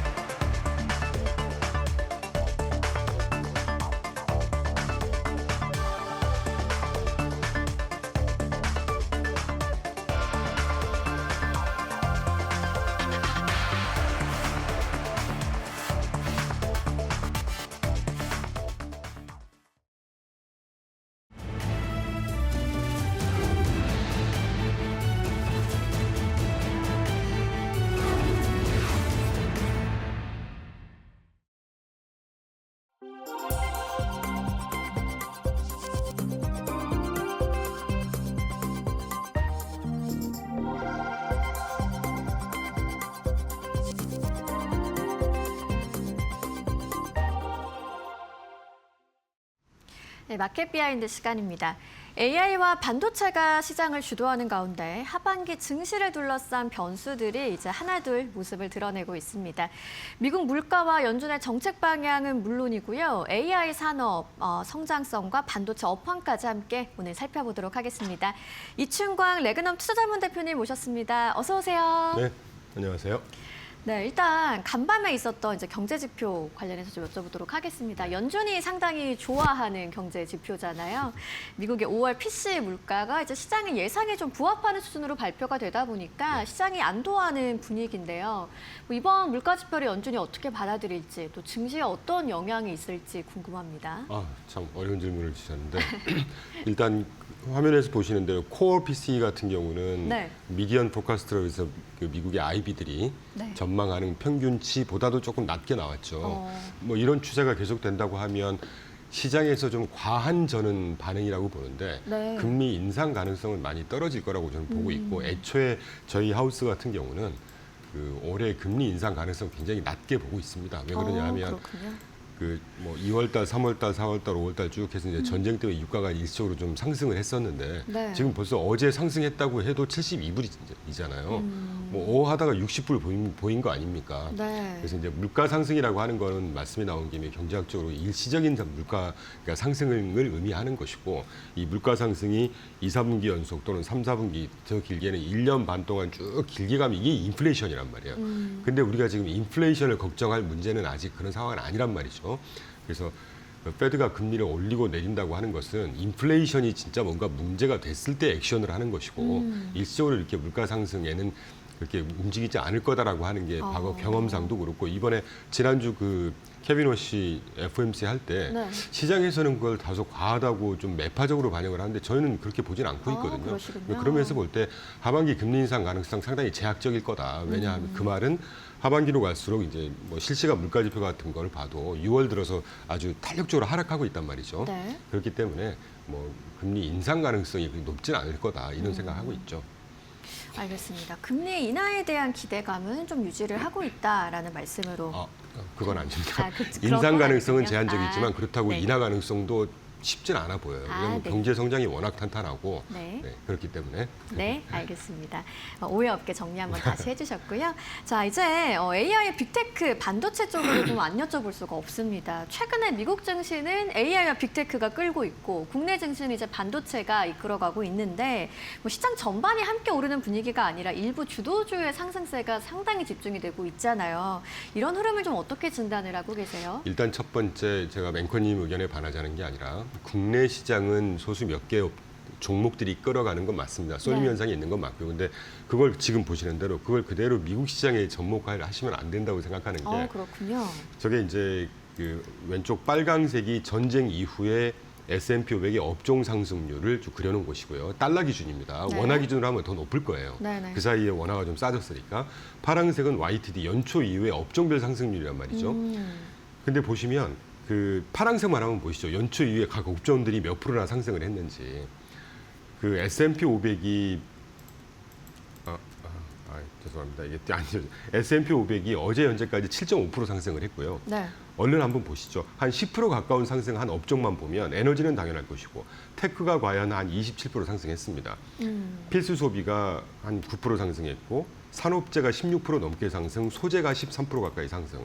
그리고 그 고금리 상황에 되게 안 좋다고 하는 부동산도 10% 가까운 10% 넘게 상승했고요. 중소형이 한 20% 이상 상승했어요. 그러네요. 그러니까 우리가 미국도 쏠림 현상이 있다라고 살짝 그 착시 현상이 올 수밖에 없는 것은 네. 테크나 반도체, AI 이쪽이 워낙 큰 폭의 상승을 했기 때문에 쏠려 있다고 느낌이 들지만 전혀 그렇지 않은 상황인 것이죠. 11개 업종 중에 나스닥까지 포함하면 12개 업종 중에 한 6개 업종 정도가 7개 업종 정도가 10% 가까운 또는 10%보다 훨씬 높은 상승률을 기록하고 있단 말이죠. 일단 그렇게 좀 봐야 될 것 같고 말씀이 나온 김에 어제 이제 그 마이크론이 뭐 15% 상승하고 실적 따로 말씀 안 드려도 될 정도로 네. 그 미국에서 어닝을 예상하는 수치가 이제 마켓 컨센서스가 있고 애널리스트들이 보는 그 위에 형성이 보통 되는 게 위스퍼링 넘버라고 해서 그 바이사이드 자산운용회사의 펀드 매니저들이 희망으로 얘기하는 그 수치를 한참 넘어서 그러니까 네. 어제 뭐 어떤 언론에서 블록버스터급 실적이라고 하는데 근데 이제 메모리 그 업종 간에 또는 AI 내 프레임워크 내에서 메모리 쪽의 쏠림은 맞는 것 같아요. 근데 네. 어제 참 시장이 재밌었던 게 이 마이크론 테크놀로지를 포함해서 메모리 반도체, 샌디스크 등등 폭등을 했지만 그렇죠. 하이퍼스케일러들 그걸 갖다 반도체를 갖다 쓰는 회사들은 조금 주가가 지지부진했단 네네, 말이죠. 그러니까 맞아요. 이런 현상을 아주 중요하게 저는 보고 있습니다. 음. 제가 한 달 전부터 이제 이론 워딩을 쓰기 시작했는데 서메어 올해 하반기 언제부턴가는 이 과열된 폭등한 반도체 가격에 대한 부담이 이제 시장에 녹여들기 시작할 거다. 아. 어제 현상을 그대로 보여줬던 것 같아요. 그러니까 아, 네. 우리나라 D램 가격이 한 5, 6만 원 정도에서 지금 70만 원 가까이 치솟았거든요. 그럼 이제 이걸 갖다 쓰는 회사들은 네. 언젠가는 어닝에 반영이 될 거고 가격 부담이 어느 정도 해소가 되는 이런 국면이 있지 않을까 이런 저는 생각하고 있죠. 네, 마이크론 관련해서 이따가 조금 더 자세하게 여쭤보도록 하고요. 일단 이제 보여주신 표를 보니까 말씀하신 것처럼 뭐 S&P 500 업종별 성과를 통해서 봤을 때는 뭐 AI랑 빅테크가 미 증시에서 워낙 강했기 때문에 쏠림 현상이 있었던 것으로 일종의 착시 효과가 있을 수 있었다라는 말씀입니다. 좀 상당히 흥미로운 부분이네요. 자, 그러면 이제 어쨌든 그래도 시장의 중심에 있는 AI 산업 그 자체를 조금 더 들여다보도록 하겠습니다. AI 투자가 계속 확대는 되고 있는데 이제 한편에서 실제 수익화 그리고 투자 회수에 대한 의문이 계속 제기가 되고 있는 것 같습니다. AI 산업이 수익성 검증이 필요한 구간에 들어섰다라고 봐도 될까요? 조금 이른 단계인 것 같아요. 아, 약간 그래요? 섣부른 단계인 것 네. 같고 2024년도 1, 4분기에 갑자기 기억이 납니다. 네. 그 레리 앨리슨 오라클 회장이죠. 그분이 가끔 이렇게 좀 과장된 표현을 써서 그렇지 이 IT 업계의 산 증인이시거든요. 네. 전 세계 부자 순위로도 뭐 다섯 손가락 안에 드는 분이시고 그분이 2년 전에 실적 발표하면서 분명히 이런 표현을 썼어요. 내가 볼 때 AI 초기 인프라 투자 기간이 지금 진행 중이고 초입이다. 그때 당시 초입이라고 했으니까 그래서 자기가 볼 때 AI 인프라 투자 기간이 적어도 4에서 5년 갈 거다. 그럼 24년에서 4에서 5년을 더하면 28년 또는 29년까지는 AI 인프라 기간이란 말이죠. 네. 그렇지 않습니까? 어떤 신기술이 개발이 되고 새로운 어떤 마켓을 형성하는 시스템이 도입이 되면 그거를 깔아줄 수 있는 인프라가 쭉 깔려진 다음에 본격적인 성장을 하잖아요. AI도 거기에 크게 다르지 않아요. 그런데 과연 이게 이제 시장은 늘 빠른 것인데 이 인프라라는 게 결국은 데이터 센터 아닙니까? 그걸 다 처리를 해주는 하드웨어가 있어야 되니까 네. 이제 그거에 대한 너무 과하다 모르겠어요. 우리가 뭐 한 1, 20년 있다가 지나놓고 보면 지금의 뭐 8조 달러 그 하이퍼스케일을 투자한다고 그러고 뭐 이런 얘기가 나오는데 이게 과연 과한 그 규모인지 아니면 적정한 규모인지 부족한 규모인지 우리는 아직 판단할 수 없죠. 네. 그래서 그런 면에서 볼 때 지금 막 회수 가능성이 있을까? 당연히 회수는 하겠죠. 다만 투자한 만큼 그거보다 몇 배를 회수할 수 있을까 이런 걱정인데 그렇죠. 이거는 한 몇 년 있다가 걱정해야 될 문제가 아닐까 하는 생각이 들어요. 저는 뭐 엔지니어는 아니지만 네. 근데 투자 관점에서 보면 조금 이른 단계가 아닌가. 이제 그게 또 합당화될 수는 있겠죠. 왜냐하면 주가가 너무 상승을 많이 했잖아요. 엔비디아만 해도 한 5년 내에 17배 상승했고 네. 샌디스크가 최근 1년 동안 4,000% 상승했습니다. 그럼 그거에 대한 좀 일종의 가격 뭐 조정 내지는 쉬어가는 국면 뭐 이런 것도 필요하지 않겠습니까? 그런 국면이라고 보고 있고 외둘러 좀 길게 말씀드렸는데 AI 성장은 저는 이제 시작이라고 봐요. 그렇다면 뭐 아직은 이런 시장의 의문과 우려가 조금은 이르지 않나라는 느낌이 있다라는 얘기시고 AI 산업의 장기 성장성 뭐 여전히 유효하다고 시장도 저는 바라보고 AI 있거든요. 성장은요 이제 시작이라고 봅니다. 이제 시작이다. 네. 알겠습니다. 자, 그리고 이제 마이크론 실적 앞서서도 잠시 얘기를 해주셨지만 컨센서스가 상당히 높았는데도 그 기대를 또 크게 뛰어넘는 뭐 슈퍼비트라는 표현 쓰더라고요. 뭐 AI 메모리 수요가 여전히 견조하다는 점을 확인을 시켜줬는데 뭐 워낙 좀 AI 투자나 반도체 업황에 대한 우려도 있다 보니까 그걸 상당 부분 좀 해소를 시켜주는 것 같았어요. 좀 어떻게 해석을 하세요? 뭐 과연 그렇고 아까도 언급드렸지만 네. 이제 이게 약간 쏠림과 비쏠림이죠. 이게 그 KPX나 인프라 투자 수요가 너무 많고 네. 그리고 AI 뭐 수요가 살아 있다. 그거 당연한 것이죠. 한 달 전인가 구글에서 그 무슨 컨퍼런스 하면서 토큰 생성량을 발표를 했었잖아요. 네네. 2024년도인가 제가 끝자리 숫자까지 기억이 안 나는데 9조 개인가가 생성이 됐었다고요. 토큰이라고 하는 게 우리가 LLM 모델 가지고 질문하고 답변하고 그러면 컴퓨터 시스템이 인식하는 최소 단위잖아요. 네. 그게 9조 개였는데 25년도 최근에 보니까 삼경 2천조 개인가로 늘어났다는 거예요. 삼경이 참. 매년 7배씩 상승한다는 네. 얘기입니다. 그럼 이제 말이 7배지 700%씩 상승한다는 얘기인데 완전 그 엑스포넨셜리 성장한다는 얘기거든요. 네. 이걸로 얘기 끝난 거예요. AI의 수요는 얘기가 끝난 거고 이제 그러다 보니까 그걸 저장하는 처리 장치, 메모리 반도체 그거의 핵심이 지금 마이크론이잖아요. 네. 전 세계 그 경쟁하는 회사 딱 삼성, 하이닉스, 마이크론인데 마이크론이 몸집이 좀 작죠. 삼성하고 하이닉스에 비해서는. 네네. 그러니까 이 상승폭이 이렇게 더 탄력적일 것 같고 물론 삼성과 하이닉스는 뭐 작년부터 이미 탄력적인 상승세를 보였으니까. 근데 저는 이번에 실적 발표 때 뭐 워낙 내용들은 다 여기저기서 들으셨을 테니까 굉장히 중요한 것은 띄워드린 그래프 중에 네. 수요가 지속될 거를 확실하게 강한 어조로 발표를 했습니다. 가이던스를 얘기하면서 메모리 공급 부족이 2027년도 이후에도 지속될 거다. 이거는 직접 메모리를 공급하는 업체가 이렇게 얘기를 한 거니까 네. 신빙성이 상당히 있다고 봐야죠. 그리고 특히 이 계약 자체가 이번에 아까도 앞에서 언급됐었는데 뭐 여러 가지 표현합니다만 롱텀 어그리먼트라고 해서 장기 계약, 보통 우리가 장기 계약을 한다고 할 때는 최소 그러니까 니네가 나한테 향후에 5년 동안 살 최소 가격과 최소 물량과 무조건 확정을 해. 니네 상황이 수요자가 달라져도 무조건 나한테는 사야 돼. 이런 것들을 포함한단 말이죠. 이거가 더 그 메모리 반도체 또는 메모리 반도체를 위시해서 메모리 반도체가 전망이 좋다는 얘기는 AI가 성장이 그만큼 폭발적으로 한다는 얘기잖아요. 네. 이걸 더 이상 이거보다 더 확실하게 증명해 줄 수 있는 어떤 내용이 뭐가 있냐는 거죠. 그것도 지난 분기에는 뭐 한 개 회사하고 LTA를 했었다면 이번에 16건을 했다는 얘기입니다.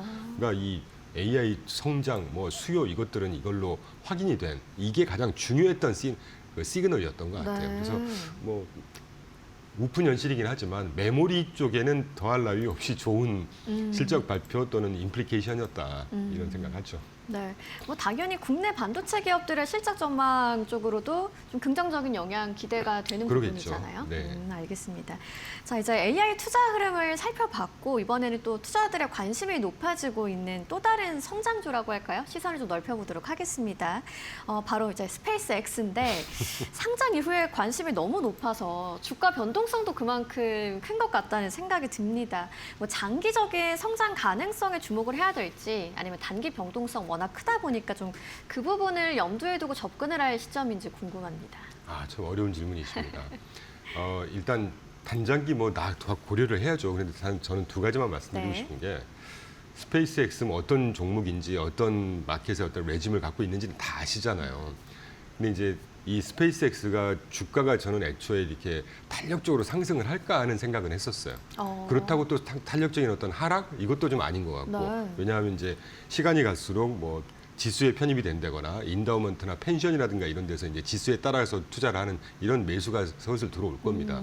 거기에 또 긍정적인 거 하나 더 앞으로 올해 하반기에 남을 또 한 번의 모멘텀 상승은 이 스페이스X하고 테슬라의 합병 문제일 거예요. 네. 네, 이제 이 문제가 남아 있고 그런데 약간의 그 부정적인 측면에서는 우리나라 테슬라 분들 되게 많으시고 네. 테슬라 주가가 최근에 조금 약합니다. 네네. 뭐 전기차 산업도 그렇고 그래서 근데 이제 문제는 우리가 과거 한 4, 5년 동안 운이 좋았건 정말 분석을 잘하셔서 투자를 잘하셨건 테슬라에 상당히 우리가 경험을 미리 잘 했잖아요. 네. 테슬라나 스페이스X는 이 일론 머스크가 뭔가 꿈을 딱 던져주면서 꿈을 먹고 사는 대표적인 종목들 아닙니까? 네. 그런 면에서 봤을 때 테슬라를 우리는 이미 잘 경험을 했죠.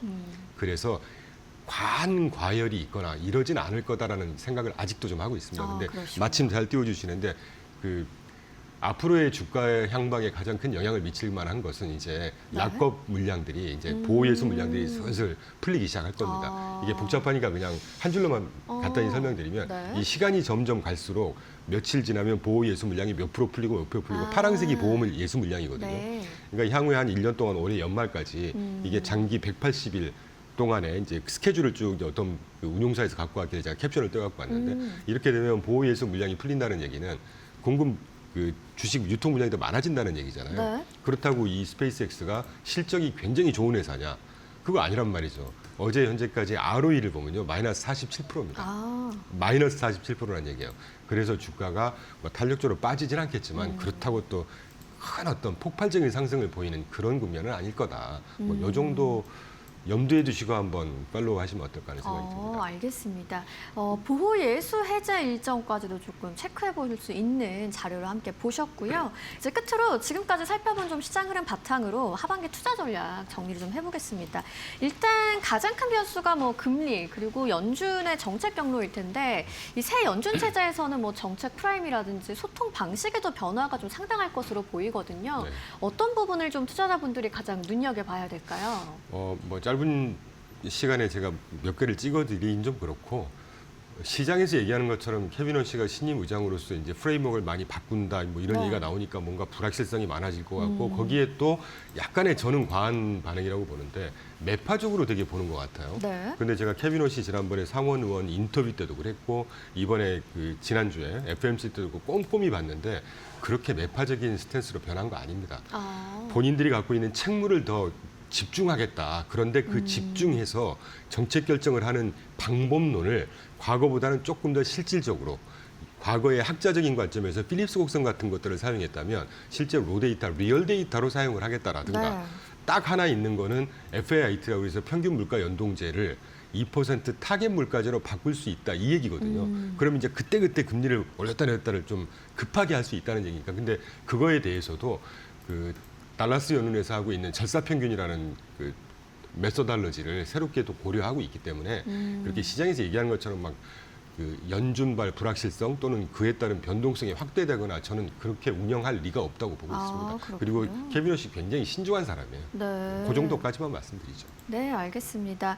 또 뭐 투자 전략 하반기에 좀 어떻게 가져가 보면 좋을지 궁금해하실 것 같은데 뭐 금리 환경이라든지 연준의 그런 변화 고려했을 때 좀 짧게 한번 네네. 말씀 주시죠. 저는 금리 인상 아까도 말씀드렸지만 그렇게 뭐 정책 금리로 보면 인상 가능성 높지 않다고 보고 그런데 이제 중요한 건 시장 금리잖아요. 우리가 10년물 네. 장기 국채 금리 참 어렵습니다. 장기 국채 금리가 약간의 그 주식하고도 상관 비슷한 약간 사이드 워킹 한다고 그럴까요?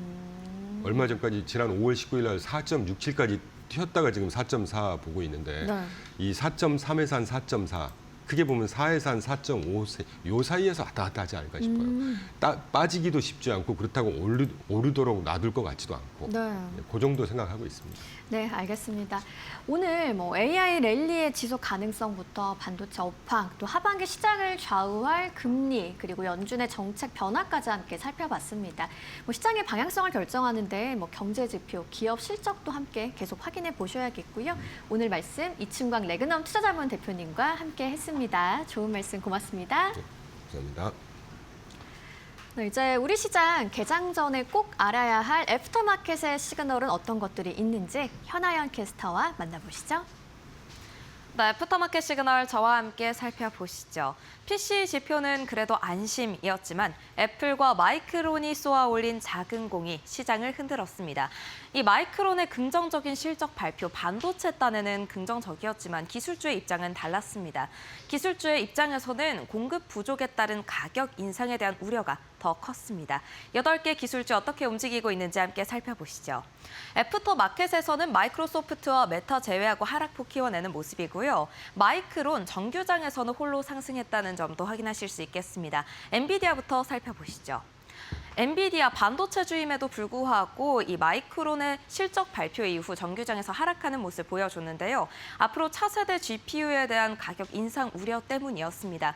현재 애프터마켓에서도 0.4% 하락하면서 194달러 선 지나가고 있고요. 아마존도 정규장에서 3%대 하락했습니다. 데이터 센터 비용 증가가 이유였습니다. 현재 애프터마켓에서도 0.08% 소폭 하락하면서 226달러 선 지나가고 있고요. 마이크로소프트가 엑스박스 콘솔 게임의 가격 인상을 결정을 했습니다. 이 가격 인상 여태까지 계속 미뤄왔던 것이다. 사실상 적자는 계속되고 있었다라고 입장을 밝힌 건데요. 이게 정규장에서는 3%대 급락의 원인이 되어줬습니다. 하지만 애프터마켓에서 0.37% 현재 상승으로 돌아서면서 354달러 선 지나가고 있고요. 애플 살펴보셔야겠죠. 애플 오늘 6%대 급락했습니다. 어제는 분명히 맥북 가격 500만 원이었는데 자고 일어나니까 600만 원이 되어 있더라라는 이야기가 전해지고 있습니다. 이 팀 쿡 CEO가 공급 부족에 따라서 가격 인상은 어쩔 수가 없다라고 발표한 게 사실 엊그제 같은데 이렇게 바로 실행에 옮긴 겁니다. 그러면서 시장의 반응은 이전과는 달랐습니다. 이전에는 가격 인상이 되어도 앞으로 많이 사주겠지, 사람들이 사주니까 괜찮아라는 게 시장의 반응이었다면 이제는 수요 둔화로 우려가 커지면서 급락하는 모습 보였습니다. 현재 애프터마켓에서 소폭 하락하면서 275달러 선에 거래되고 있고요. 스페이스X 정규장에서 1%대 하락했습니다. 이 기술주단의 하락을 피해가지 못했던 건데요. 그래도 저가 매수세가 유입이 되면서 하락폭은 방어해내는 모습 보여줬습니다. 애프터마켓에서도 0.59% 하락하면서 152달러 선에 거래가 되고 있습니다. 마이크론 살펴보시죠. 마이크론 정규장에서 15% 상승하면서 쏘아 올리는 움직임 보여줬습니다. 마이크론의 장기 계약에 대해서 긍정적인 반응이 있었기 때문인데요. 이 장기 계약, 구속력 있는 구매 의무를 포함하기 때문에 장기적으로 볼 때도 굉장히 긍정적입니다. 그러면서 정규장에서 15%대 상승했지만 현재 애프터마켓에서 2%대 상승분 반납해내면서 1,182달러 선에 거래가 되고 있습니다. 이어서 다음 시그널도 함께 살펴보시죠. 네, 유가 흐름 먼저 살펴보도록 하겠습니다. 호르무즈 해협을 둘러싼 갈등이 계속되고 있습니다. 이란의 국영 매체 보도에 따르면 이 호르무즈 해협의 통행료를 부과하는 방안에 대해서 고민하고 있다라고 보도가 전해졌습니다. 그러면서 소폭 상승하고 하락하는 흐름이 반복되고 있는데요. 현재 0.04% 소폭 하락하지만 그래도 71달러 선, 70달러 선 위로 올라와 있다는 점 확인해 보실 수 있겠고요. 금 가격 0.07% 소폭 하락했지만 그래도 4,000달러 선은 지켜주고 있습니다. 현재 4,024달러 선에 거래되고 있습니다. 이어서 다음 시그널도 함께 살펴보시죠. 네, 다음 시그널 살펴보시면 국내 주요 지표들 현재 하락하고 있습니다. 코스피 200 야간 선물 시장은 1.56% 하락하면서 1,400포인트 선에 마무리가 됐고요. EWI 한국 ETF는 간밤에는 3%대 상승하면서 마감했습니다. 다만 현재 시외가에서 0.68% 하락으로 돌아서면서 203달러 선에 거래되고 있다는 점 확인해 보실 수 있겠고요.